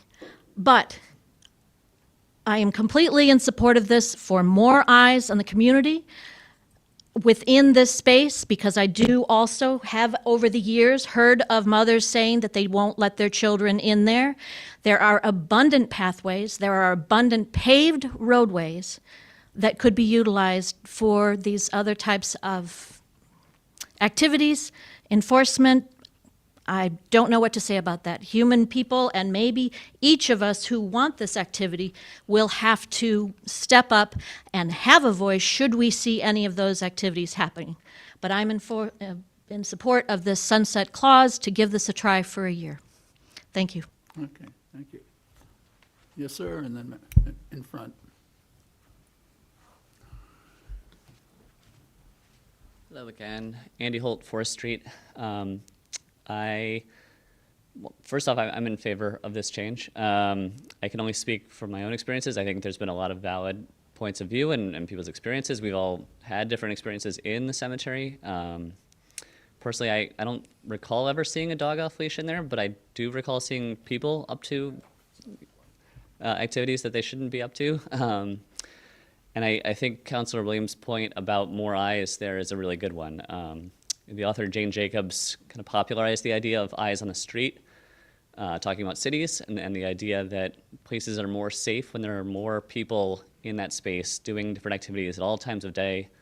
So I think safety improves anywhere, including in the cemetery, if there are more people using that space. So I agree with the idea of increasing the number of people that are there, whether it's through allowing them to walk dogs or not, maybe some other options. But I'm a dog owner. I have seen the signs saying no dogs, and I've said, dang, that's a shame, because I would love to walk my dog through there. So I'm not a saint, but I'm not one of the people that is going in there and disregarding that. And I think bans, like Councilor Williams was saying, they keep the people that are going to be well-behaved from doing that activity. They don't keep out the people that are ill-behaved. If you think about drug use in the cemetery, right? And if that's an issue and we said no people are allowed in, is that going to improve the issue of drug use? I really don't think it would. On the other hand, I think having more people there, as we do currently, because it's a great space, does help mitigate that. So again, not having a ban is better because you're having more eyes in that area. So it's increasing that safety, and I think enforcement has come up a lot. It comes up whenever we have some sort of issue, right? There's always a need for enforcement, and we all know that there is not enough budget, members of the police to do that enforcement. So I think it becomes imperative on the public to enforce things a lot of the time. And again, more eyes, more people helps with that enforcement, whether it's explicit enforcement, saying like, hey, put your dog on leash, or just the implicit more people around encourages you to not do things that are, bad. So I support the idea. Whether it's with the sunset or not, I think you could also just say this is allowed, and then if it turns out negatively, you could change it back, right? That's been done with other changes in the past. So I don't know if it needs to be a sunset ordinance or just this is allowed and we're going to give it a try. But that's my thoughts. I think there was, yes, the other hand. You, yes. Jennifer Sizo, 10 Fairfield Court. I'm in support of trying this. I think a one-year idea is great. I think that right now the people who are obeying the rules aren't there. So what you're doing is allowing people who obey rules and are respectful of places and the city ordinances, you would be allowing more people in to see what's happening there. And I walk through there, and I've ridden my bike. It's a great place for kids to ride their bike on those paths. And I think that more people is a good idea. I have observed, I'm sure they were drug sales. I have seen people in the woods, all sorts of things, and dogs off leash, and people with dogs on a leash in there. I think if you can move forward with this, that it can be publicized. This is a trial. We're asking people to be respectful. You can put up those, advertise in the paper, the radio, whatever, but also those electronic signs, that there was one on Water Street for the speed and, this is your speed, or there's signs that you have for town. Put that at the entrance and say, this is a trial. We would like to see how this can move forward and work for everybody. So, thank you. Thank you. Yes.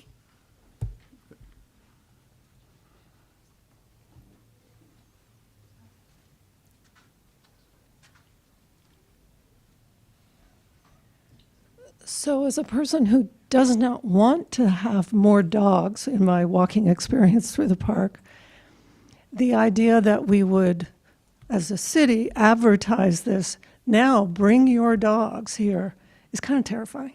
I think it's going to really, if everyone in town all of a sudden gets the message that there's this beautiful space and you can now bring your dog, we're going to have a lot of dogs.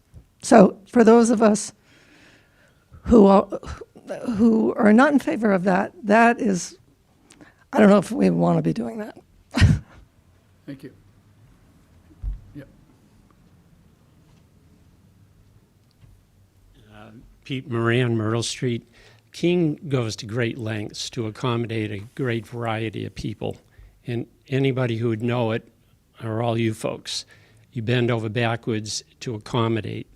I don't see why cemeteries can't be totally exempt from dogs. Why not have that space is a cemetery, no dogs. Those who go in, they're not supposed to be there. What do? Call the cops? They probably have other things to do than to go shag somebody whose dog took a dump. So I'm totally opposed. It's a special area. They are beautiful, but the city definitely accommodates a huge amount of diverse interests. So exempt, leave the cemeteries as they are, and the people who abuse it, well, keep it to a minimum, because there's dog poop all over Main Street, down on the rail trail. So just like the woman said, why advertise, bring your dogs to the cemetery? It's not a good move. Thank you. Thank you.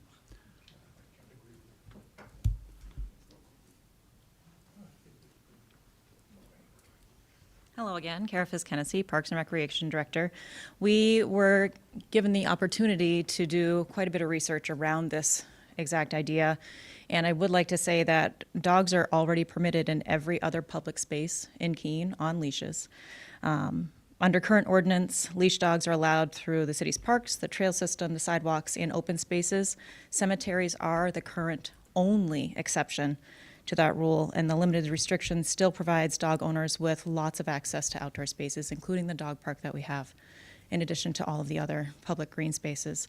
There have been some concerns that have been noted tonight, with enforcement being a challenge that is definitely recognized, and the idea that there could be ways to encourage foot traffic in other ways than allowing dogs in our sacred spaces.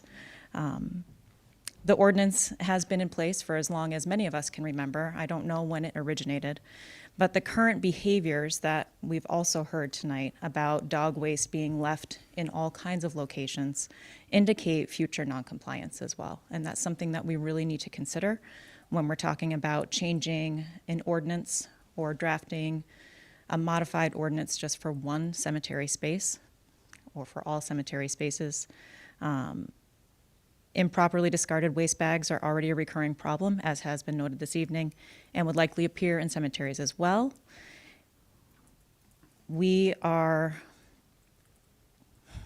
research that comes from conservation experts, including the National Park Service's Historic Preservation Division, shows that repeated exposure to dog urine can deteriorate marble and limestone markers due to acidity and salts, which can also lead to staining, erosion, and long-term structural harm to actual cemetery markers, gravestones, and plates that are in the ground.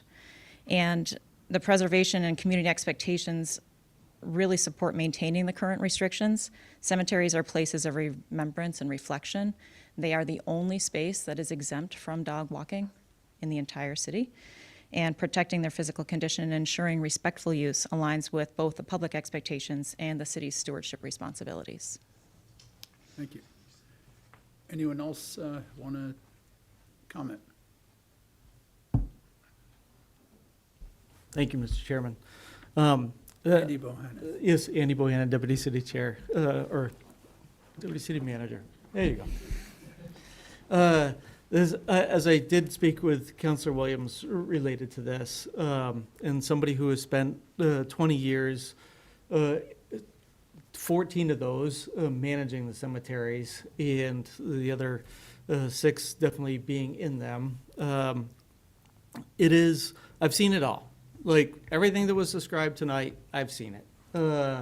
And I've been confronted. I've had situations where you'd go and you would ask the dog owner to politely, understand that there's no dogs allowed in the cemetery, and you either get redirected with a very polite gesture or a tone that invokes something else with words that are not proper for tonight. So it becomes very confrontational as soon as you do approach a dog owner who is perhaps on leash or not on leash. And so I've seen a little bit of everything. One of the things that I think is really important to understand is that this space is sacred. It's for individuals to go back to visit their loved ones for remembrance, for the mourning, for that reflection, for somebody who has passed on that meant a great deal to them. And imagine yourself being beside that in that moment, and all of a sudden a barking dog comes charging at you, or an owner with a leash may have let it go. Even though no matter how well that dog is behaved, they are still can unintentionally disrupt with a bark and turn. You don't know if they're aggressive or not. I'm not saying that all dogs are aggressive. By far, they're not. A lot of them are well trained, but you never know. And there are people who are, they're dog lovers and there are not dog lovers. And sometimes you might be apprehensive if you see one, or get very anxious. So there's the respect piece. There's, as our director pointed out, the risk to the damage of not only the headstone but the landscaping as well. And I would just add, on the sanitation and health concerns, our staff are out there all year long. And especially in the summertime, we bring in seasonal help to just mow and trim. And we do the best that we can. And one of the things that they're constantly doing is having to stop, clean their equipment because they've hit the weed whacker or the mower or their shoes, and their shoes are now bringing it back home. So it's purely unsanitary. And dog feces is very not good.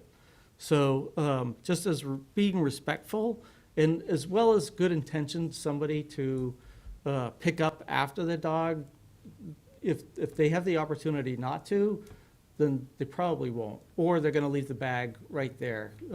Certainly, we have increased the number of bags in all of our parks and our trails, but we continue to see more and more bags along the side and just left where they are.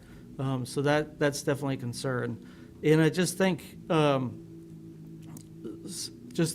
the religious beliefs, the cultural beliefs of somebody, animals are just inappropriate to have in that presence when you're thinking about, we heard from Mr. Hom tonight, who, has provided various services. And imagine you're providing the services for your mother, your father, your brother, your sister, your son, your daughter, whoever that might be, and all of a sudden at this solemn moment, this bark of an aggressive dog comes about. It's completely disrespectful, and I have a hard time with this, and I've explained that to Councilor Williams. But just all of the maintenance side of it, there's just so many things, and I think I'm for dogs and their valued companions. They are cherished members of our families. We do have, in this particular case, we have Robin Hood Park, which is 140 acres right beside Woodland Northeast Division. Has over 5 miles of trail in it. You can be off leash on a trail within voice command. Hopefully that when you're in the main part of the park where the playground is or whatever, you're on a leash, just out of respect for the children. But I'm a little passionate about this only because I've experienced it for 20 years and have experienced everything that has been seen tonight. And just hope that you think of it as more sacred space as opposed to a park. Thank you. Anyone else want to address it? Okay, I will spew my thoughts on this. At first, I saw what's the problem, and then I listened to Mr. Bohannon, and I began to understand it. If this goes forward, absolutely, every cemetery, let's not just think about Woodland. You folks out in West Keene, you're going to have dogs in Mountain View or all the little cemeteries, every one of them. And I bet you don't feel so good about that anymore, because those cemeteries are maybe a little more close to those homes. Looking at this logically, that right now, dogs are not allowed. It is not a problem, not a problem. If we allow the dogs, it is going to be a huge problem for some people that have loved ones there or will in the future. So it really strikes me as negative. If we want to increase eyes and foot traffic in the cemetery, come up with another way to do it. But I can't support this, and if this does go forward, I definitely want to see every cemetery faced with the same thing, and I bet it won't be enacted when considered that way. That's my 2 cents worth. Committee, anyone? Yes, Laura. Oh. I'm ready for the motion. When the committee. No questions? Go ahead. I just wanted to say that regardless of how this vote turns out tonight, I appreciate Councilor Williams bringing this forward, because I think this was a really good conversation to have. So thank you. Oh, good. Anything? No? Anyone else want to address the committee? There, and Boy Scouts, you can also, if you want to say anything. Your residents, I guess. Okay, a motion, please. Thank you, Mr. Chairman. I would like to speak to the motion real briefly after, but move to recommend that the request for consideration of an ordinance amendment to allow leashed dogs in Woodland Cemetery be accepted as informational. Second. And there's a second. Anything from the public? Anything from the committee? Yes. Just real briefly. Thank you, Mr. Chairman. Despite all the excitement around parking and traffic at the beginning, I think this was actually, I concur with Councilor Tobin, this was a great kind of item to be on the agenda for our Boy Scouts here tonight, to see government in action and respectful conversation about the issues. I will vote in support of taking this as informational, and imagine there might be some continued conversation at council about this, but ultimately, I don't think there's anything in our ordinances right now that are preventing more people from going to the cemetery. It's just preventing people from going to the cemetery with the dogs. I'm also not sure that they're really, for me, I didn't hear anything that changed my mind about why this ordinance should specifically call out cemeteries as different when it comes to dogs. The reason is that cemeteries are different spaces than other spaces. They're more sacred spaces, they're more special spaces. And I appreciate Councilor Williams for bringing this forward and starting the conversation, concur with Councilor Tobin on that. Again, but I don't think that the right thing to do for our community is to move this forward. Thank you. Okay. Anything? Anything? Okay, we have a motion and a second to accept as informational. All in favor? Oh, wow. Oh. That is unanimous.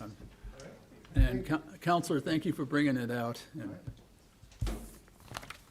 listening to your public. Okay.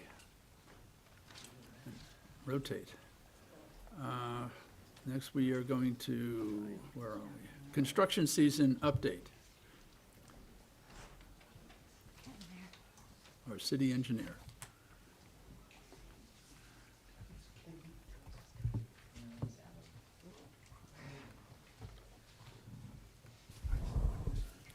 Thank you, Mr. Chair. I apologize. I apologize for not bringing this item forward earlier in the season. Typically, we try and get this on the March or February meeting to provide an update for both the council and the community on what we have planned for construction projects.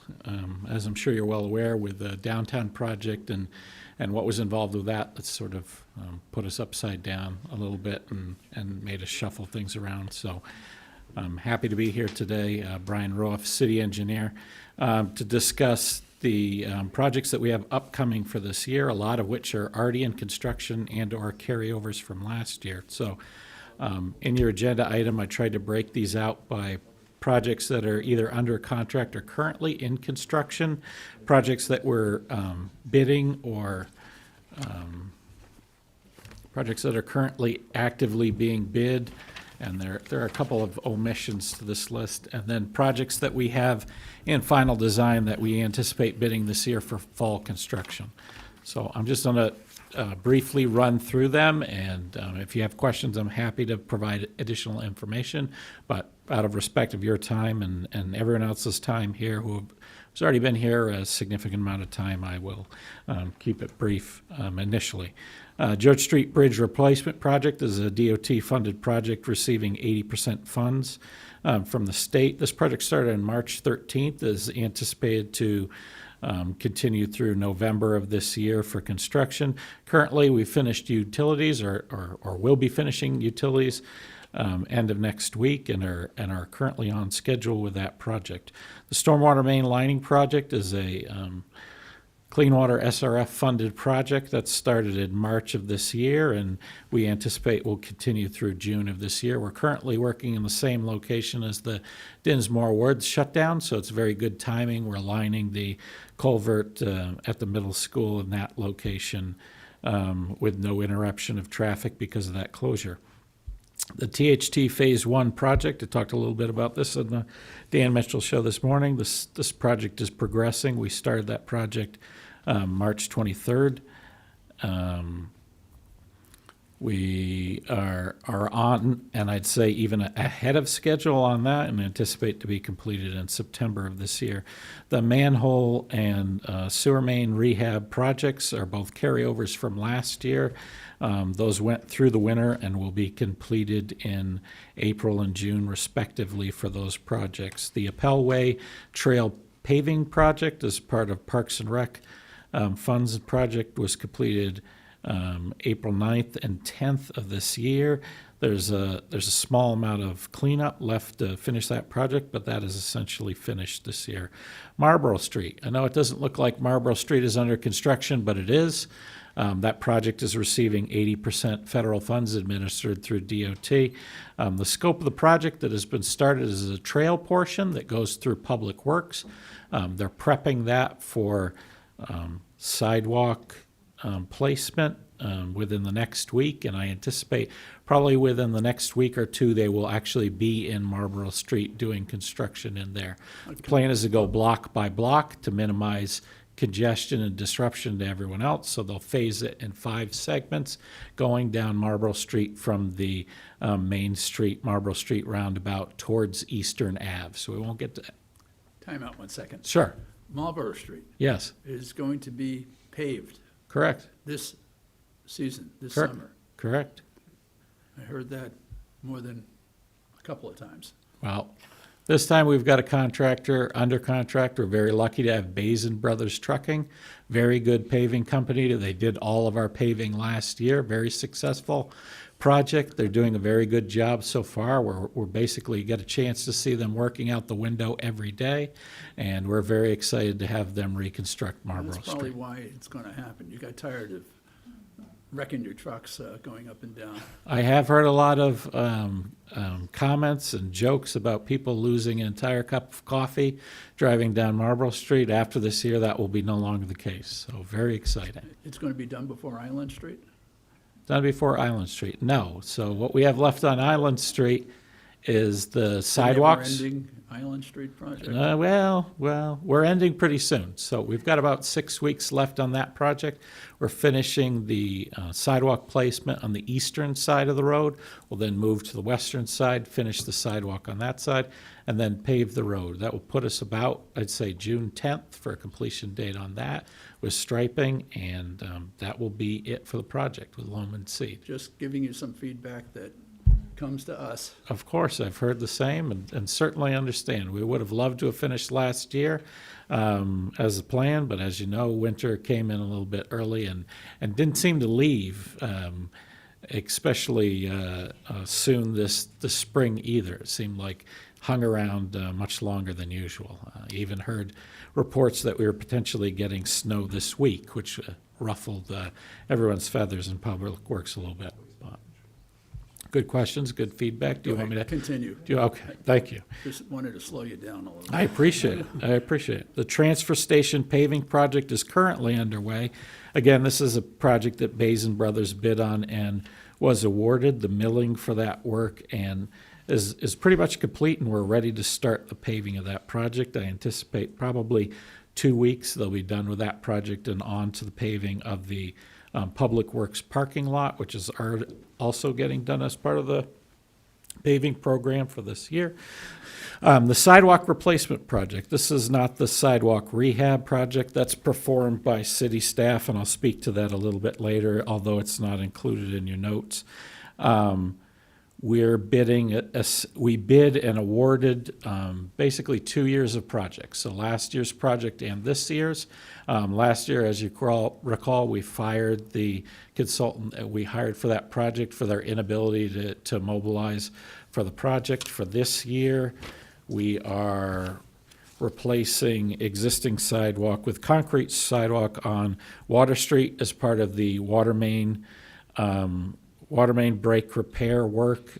Blossom Street, Gardner Street, Harrison Street, Jennison Street, and Willow Street are all scheduled for reconstruction as part of this construction season. If it looks like we're trending about $100,000 under what is budgeted for that. So if there's something that comes up that also makes sense, we'll potentially request to add that to the scope of the project because we have a contractor that we're very lucky to have on that project as well, BC Construction. The Key Road Drainage Project, we've been talking about that for a long time as well. It's supposed to happen last fall, but again, winter conditions came in a little early. We anticipate that all the precast box culverts will be fabricated for that job in the middle of May, and we'll start construction in probably the 1st of June is what we anticipate. The airport T-hanger paving project, we weren't really involved with it at first, but got involved during the bidding process.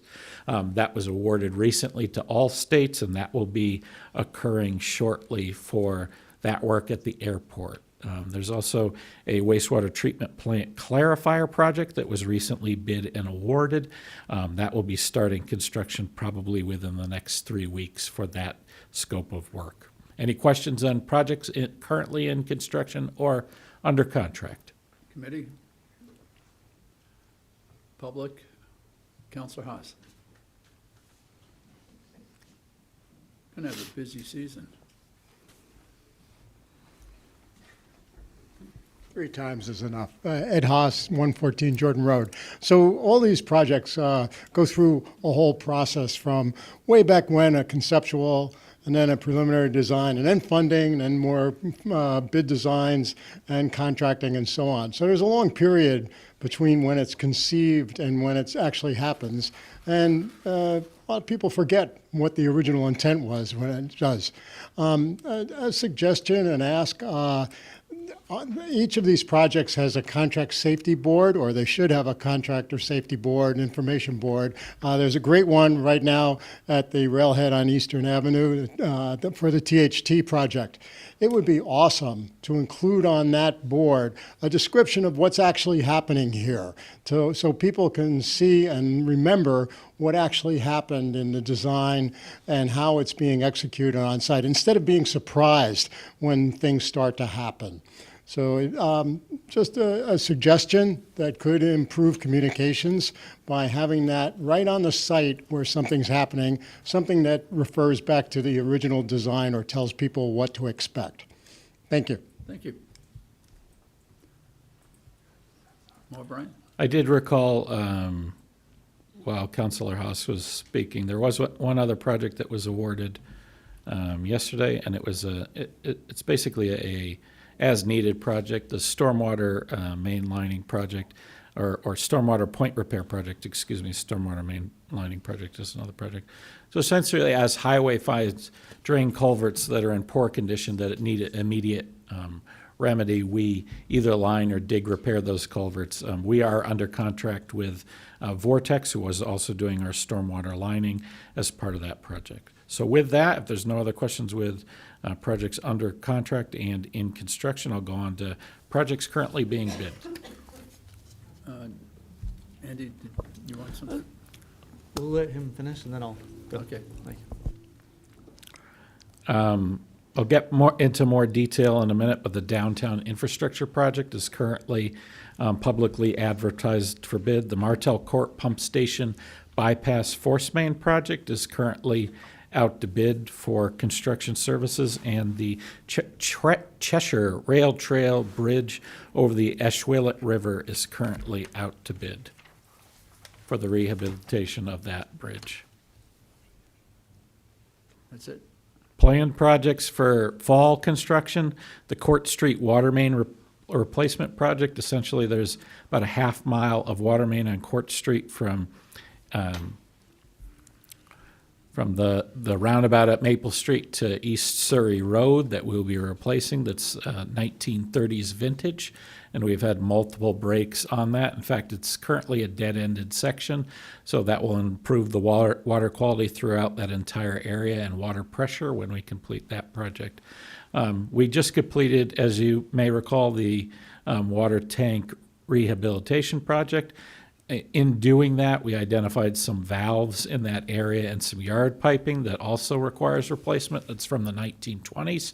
Obviously, we don't want that to be the weakest point and fail and then have no public water supply, so we're looking to bid those rehabilitation work later this fall. We always bid a gate valve replacement project every year. That's based on the flushing program, which is currently ongoing. Should have the list of those valves shortly and bid that project for the fall. The Robin Hood Park Pool Improvements Project, that's part of the greater scope of the Robin Hood Improvements Project. We do anticipate bidding that project in the fall this year to rehab the pool. The rest of the scope of the project will go through the complete design and will be bid in January, the winter, for construction next year. There is in the CIP a Parks and Recreation Trails and Bridge rehabilitation projects. Where we can, we're doing those in-house to get the most cost-effective measures to the city and able to do that. And so I don't really anticipate that we'll be bidding much of that scope, but it will be work that's done by city employees. And then the Monadnock View Cemetery expansion project that is currently in final design going to AOT, and we anticipate bidding that scope of expansion in the fall of this year for construction. With that, I'd be happy to take any questions that you have. Thank you. Mr. Bohanna. Another passion is just highlighting the good work of our city employees. And on Mondays, for the folks who receive the emails from Public Works, if you don't, you should sign up for them. But they've been giving construction project updates as heads up for the week. And that includes what to look out for related to traffic-wise. So Andrea Bixby, who's the admin down at Public Works, has been doing a great job just communicating that out and working with Brian and his team related to the various projects that are happening. So if you're not signed up, I highly encourage you to do so. Thank you. Yes. Thank you. I just have a general question about these construction projects in general. And for contingency plans for when a contractor messes up or there's an error. And I'm going to use one that came up from last year, construction season, when Winchester Street was repaved and the lines were painted down. I actually called and made a complaint because of the horrible job that was done. And unfortunately, we were told there's just nothing that can really be done because the paint had already dried, and you know, the contractor didn't catch that the equipment had been faulty and malfunctioning at the time. So how, and to me that just isn't a satisfactory answer. I was really annoyed by that answer. One, because it's taxpayer money that is going into paying for these repairs, and we pay a lot of money for these jobs to be done. I expect them to be done correctly, and if not, I want to be reimbursed or have some type of way to make ourselves whole as a city for that it in some capacity. So like, for example, I use Island Street pretty often. I'm happy that it's hopefully going to get done with this project season, construction season, and that it'll be repaved because there's big recessed spots with the drainage and the sewer grates. So I'm hoping that when that gets repaved that we don't have that issue, but I am not that optimistic given what happened just last year on Winchester Street. So can you talk a little bit about those contingency plans for, you know, when we noticed that things did not go according to plan? Sure, of course. There's a lot of different options, and it really depends on what the issue is, I would say. We like to put a lot of language in the contract documents that basically protect the city in faulty work and the contractor's responsibility in correcting that as part of the contract. In the case of the line striping on Winchester Street, it's a simple, we just don't pay for that. If they're not going to fix it, they're not going to offer up an option on how to fix it. We're just not going to pay for that work. It's really that simple. In the case, Island Street is a decent example. When they paved the base course pavement, we noticed that the slope on the road really wasn't what we were looking for. Doesn't quite meet what we've called out in the contract documents. We met with SUR about that and asked them how they were going to resolve that, and they've agreed to put a shim on the road before they pave final course, and they're agreeing to do that at their own cost to be able to correct that. So those are some of the options, some of the examples of what we've dealt with in the past. In some cases, we go to an extreme where if one contractor does something incorrectly, we don't necessarily want to take the time, the inconvenience to the city to have them try and do it again and then get it wrong again. We'll bring in someone else we know we can do it. A good example is Bill's Concrete, BC Construction. We've brought them in a number of times on concrete sidewalk work where we needed it corrected or fixed, and they've done a great job and get it done for us every time. So those are some of the ways that we've corrected faulty work in the past. Thank you. I think it's important for the public to know that. Of course. We do Yep. have those contingency plans in Yeah, place. and a great question, too. I appreciate it. And it's really unfortunate. The line down the middle of the road is so easy to see and so aggravating if it wavers. And the rest of the road could be perfect, but it's not easy. I get it. Yeah, the nice thing about, or not nice, but I guess one positive with it is with the line striping, we pretty much restore them every year. So there's a chance to restore that every year. We have a contract that we put out for the lines and the symbols, so a pretty good chance that we would need to restore it anyway every year. If it was somewhere where we didn't think we would need to for a couple years, we would definitely make them doing something different. But great questions. Thank you. Appreciate it. Well, you guys do good work, and you try hard. It's not perfect. I appreciate it. Anything further? Questions? Okay. Where are you? Who's up? Informational, somebody. Move to recommend that the 2026 construction season update be accepted as informational. Second. Anything further? Public, committee, all in favor? Unanimous. Thank you. Thank you. And our final item on the agenda, the main event, regarding the downtown infrastructure project. So Brian Ruff, city engineer. I'm here today representing the director and project ombudsman, who are both on vacation. Essentially, and I feel like the amount of ways this has been communicated, I feel like almost everyone should know, but just in case they haven't, I think we can discuss it here now. Last Friday, we had a bid opening for the downtown project at 2 p.m. It was a public opening. We did it in the conference room next door. We were then notified probably, and I say we, the purchasing manager and myself were notified maybe 4 minutes after the official bid deadline, bid submission deadline by a prospective bidder that they weren't able to upload their bid to our public purchase platform. We didn't see any issues or errors on our end, so it didn't look like there was anything wrong. It just seemed like potentially something on their end where they weren't able to upload the document. Could speculate to how it happened, but I don't think anyone will really know what the true reason is. So with that said, we had a choice, and it was reviewed by the purchasing manager and the assistant city attorney on whether we would accept that bid and waive the requirements of the bidding period or potentially rebid the project, with the contingency that DES has a 30-day bidding period, and we didn't want to jeopardize our funding that we're receiving for the project.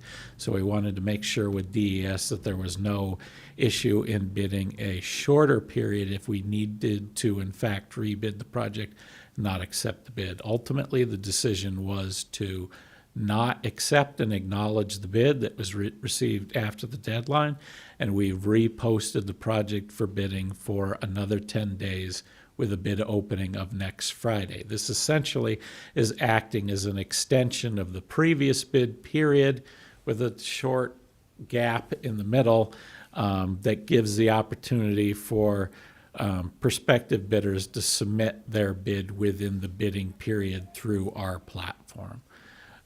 That's essentially the update for the project. We're pretty confident that we will receive a bid for the project. We're communicating to contractors that they should try and upload their bid sooner than the last minute, so we don't have this issue again. And we'll have the bid opening next Friday to confirm what those prices are that we will receive for the project. Did the purchasing director reach out to other firms that had the documents to find out why they didn't bid? No, I don't believe he's done that, but maybe the city manager could speak to that. I apologize. Yeah, so as part of when a bid comes in, if we receive no bid or a bid's rejected, there's a summary report that comes out, and on that summary, I usually sign off. He did have on there a message back to contractors that bid, asking them to let us know, or that didn't bid, but had uploaded the documents to let us know why. Now, I don't know if he's gotten any additional information from anyone yet, but he is trying to learn more. And also, that just alerts everybody in the portal that they can bid if they didn't bid this last time. Okay, that's one of the most often asked questions. Why didn't we get bids? Is it because Keene is hard to deal with? Contractors can't get labor? Countries at war in Iran, or contractors just don't want to take on a difficult project? I don't know, but I'd like to get some insight. Counselor. Thank you. I have a comment and a question, but first an informational question for the city engineer. I read the recap of your appearance on the radio, and one of the questions that I have heard and that I had myself was, what's going on with these firms or this firm waiting until the very last minute to get something in the first place? And you gave an explanation on the radio about kind of the volatility of pricing for fuel and that sort of thing and wanting to wait a long time. I wonder if you could share that again with the committee or for members of the public that didn't hear Sure, you. of course. This type of project, who we're seeing bids from are general contractors that are pipe contractors. So with that, if they don't perform their own paving, they need to hire a paving contractor, a traffic signal contractor. There's all in all, I would say, about between 8 and 12 subcontractors that any given contractor would need to hire for this project.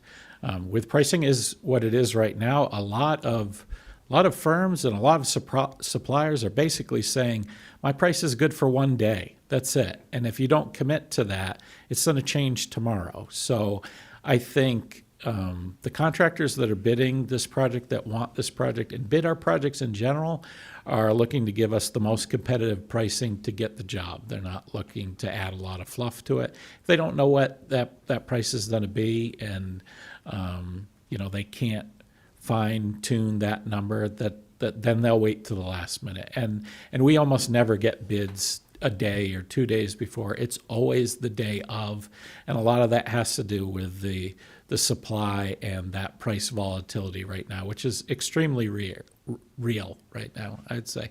We've talked about it in the past, and in my career, there's been ups and downs, but it's never been more real than right now. It's really impacting our bidding periods, we're noticing, yeah. Okay, and also just as a request to the city manager, to the staff, if we don't get bid, a contingency plan, what are we going to do? That's the second most often asked question that I'm being approached with.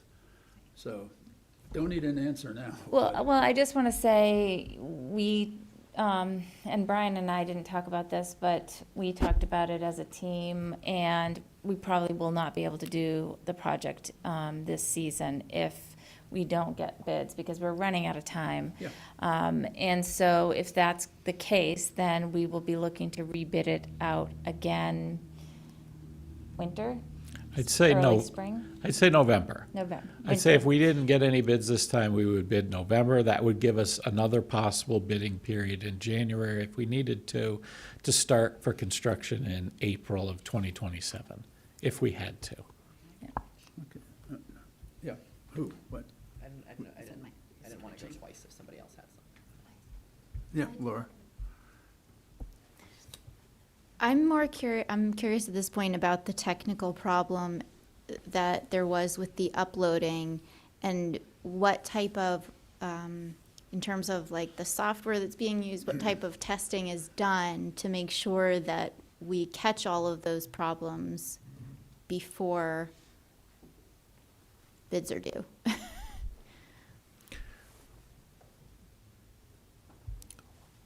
Well, I would say, if I had to guess, I would say the size of the bid for this project is significant. It's significantly larger than any other project we bid. It's potential that the size of the document that was being uploaded as a submission of the bid was too big for the system. And so I think the only way to avoid the same issue from happening again this time is two things, which I'd recommend to all prospective contractors bidding the project. One,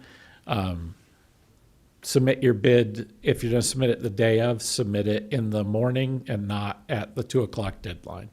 The other would be bidders can submit paper copies. So I know when I started my career as an intern, I was the person that was given 15 minutes to drive an hour and a half to drop off a bid within the deadline.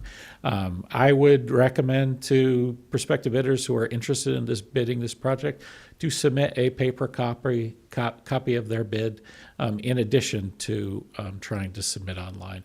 I think between those two, that will address any potential issues with people not being able to submit their bid. Where do we recommend that? So what I mean by that is if that is the recommendation, then how are bidders knowing that right now? So it's a great question. So on public purchase, I'll back up a little bit. During a bidding period, if there's a question and answer, or additional information, or something that's going to impact pricing for the project, what we'll do is issue an addenda, which basically says, here's additional information for your consideration in the development of your bid, basically. We also have, as part of public purchase, an option to post, and sometimes we even post the questions ourselves, but post questions and answers and select an option that it goes out to everyone that's a plan holder with those documents. So as an example, if I asked, if I wanted to make sure it was explicitly clear, because we want good pricing on the traffic signal work that's being done, if I want to make it explicitly clear that that's being furnished by the city, it's being pre-purchased so we can get it done this year, I will ask a question on that and then answer it myself, saying, yes, the city has already purchased this equipment. All you're doing as far as your scope for the project is installing it. So what we can do tomorrow is do a question and answer and say, here are the ways you can submit. We recommend you submitting early so you don't have an issue.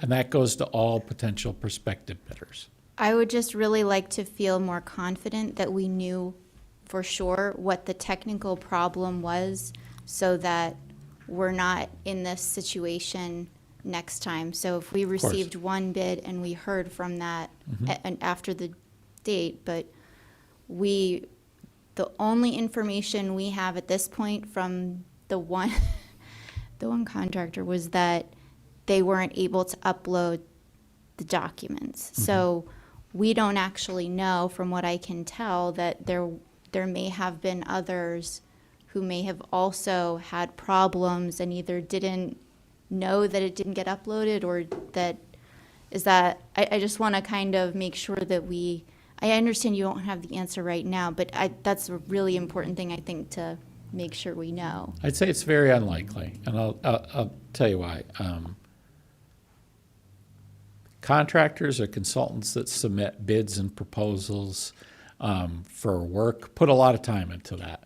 It's a big deal. So when they submit something and then there's an opening, they want to know usually within about 5 minutes what the prices are, that sort of thing. We didn't see anything on our end that anyone else tried to submit a bid and wasn't able to on that, and no one else contacted us. We do get a full list of the general contractors that have pulled plans.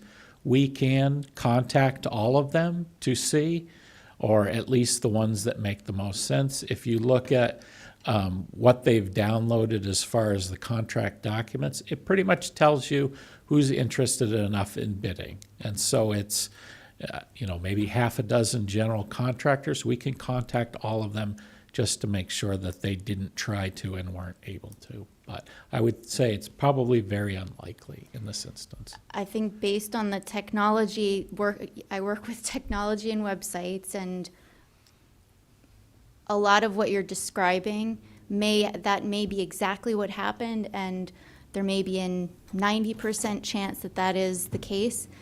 That said, whenever I hear someone say that I didn't, basically that we couldn't see it on our end, or to me, that is a potential gap in the technology and how it's communicating. So they might be sending a message, they may have received a false confirmation that something went through that it didn't. We don't actually, until we know that, I guess I would just want to make sure we follow up. Well, can I just add, we know that they don't think it went through because they tried multiple times, and then when they couldn't get it to go through after the time, they emailed it.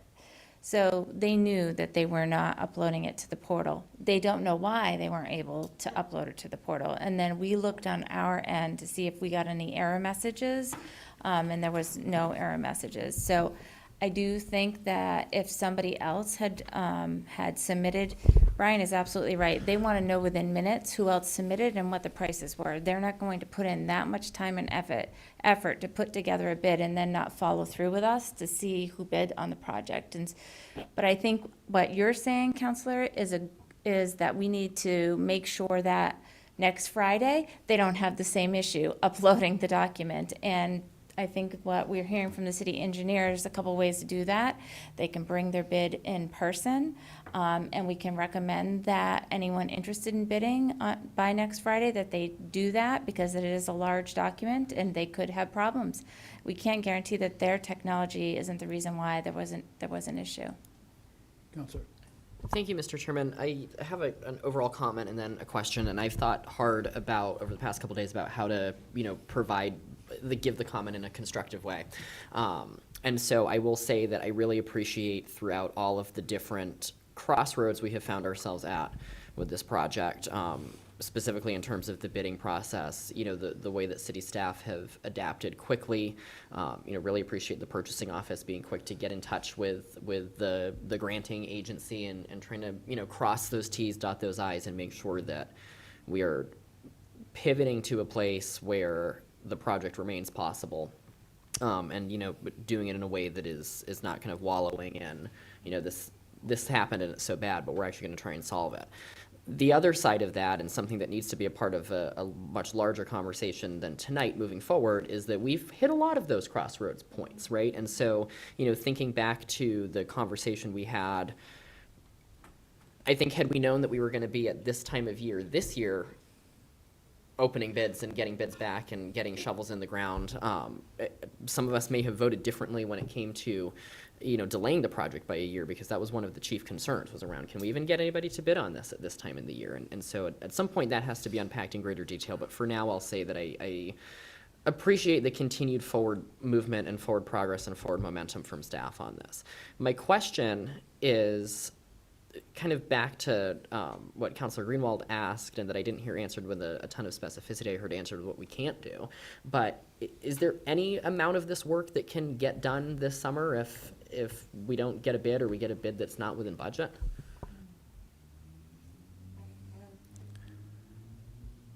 I don't know, I'm gonna put it back to the city engineer, but I don't know of a way to get work done if we don't have a bid. Can you turn on your microphone, please? I don't know of a way to get work done without a bid.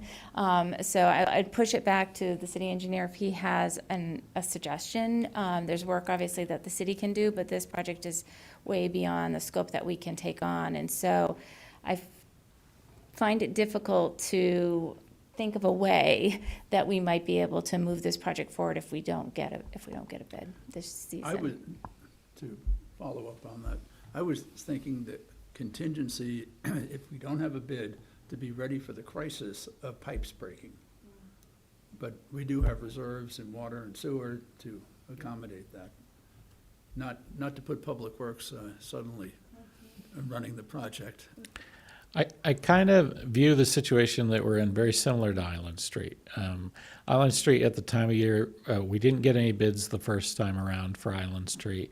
And then we bid the project again, and I think we ended up awarding the project and with a notice to proceed roughly July. And that's what we're looking at with this bid opening of next Friday. If we needed to extend another 30-day bidding period, we would look at a construction start date of closer to September. That would be really tough to even get the utilities done. We could potentially forge forward with it, but the promises that have been made about replacing the utilities and then performing the restoration just would not be possible. The sidewalk and the road would need to be in a sort of patchwork job to hold it over until next year, and then next year we would start in Central Square, continuing with that work, and it'd sort of throw off the whole flow of the project. We would be starting in Central Square, then starting in the next section. We would probably have to do a reduced section in that, so it would make it very difficult to, the way the project is phased, to be able to bid the project again this year and then go to construction, if that answers your question. There's work that could be done.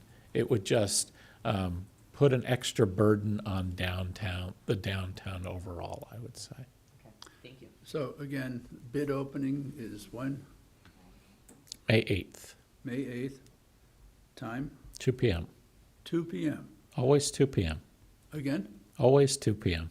Okay, I just want to say that real loud. Usually Thursdays, too. It's bad luck to bid on a bid May opening on a Friday. May 8th, 2 p.m. And I like what you said about driving the bid. Let's If do I- it. Let's if make I it had a happen. company that was bidding a Yeah. project of this size, Yeah. I wouldn't trust technology. I'd drive down. We know who the contractor is that attempted to bid the job. I'll have a conversation with him tomorrow to make sure there's no issue this time around, and we actually received that bid. Because he has reached out and said, I will bid again if you post the project again. So, Positive talk. yeah, Very it's good. all coming together. Yes. And I'm sending a message to the purchasing office to also request that they reach out through the portal and make it clear that these are the ways you can submit your bids, and due to the size of this project, you may run into a challenge with uploading the document, and providing it in paper form might be the safest way to do that. Great. Okay, anyone else have anything to add to the situation? And therefore, a motion from,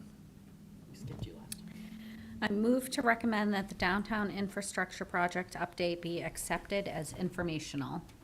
Second. and it's a second. Anything further from the public or committee? Seeing none, all in favor? Unanimous.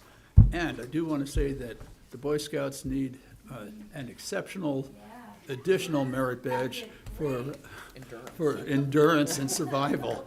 I didn't see any of you nodding off, and that's better than some of the counselors at times. So, really good. I hope that you got something out of all this, and I thank you for coming. And as always, I thank the staff for providing information, the public that was here, and the committee, and we are adjourned.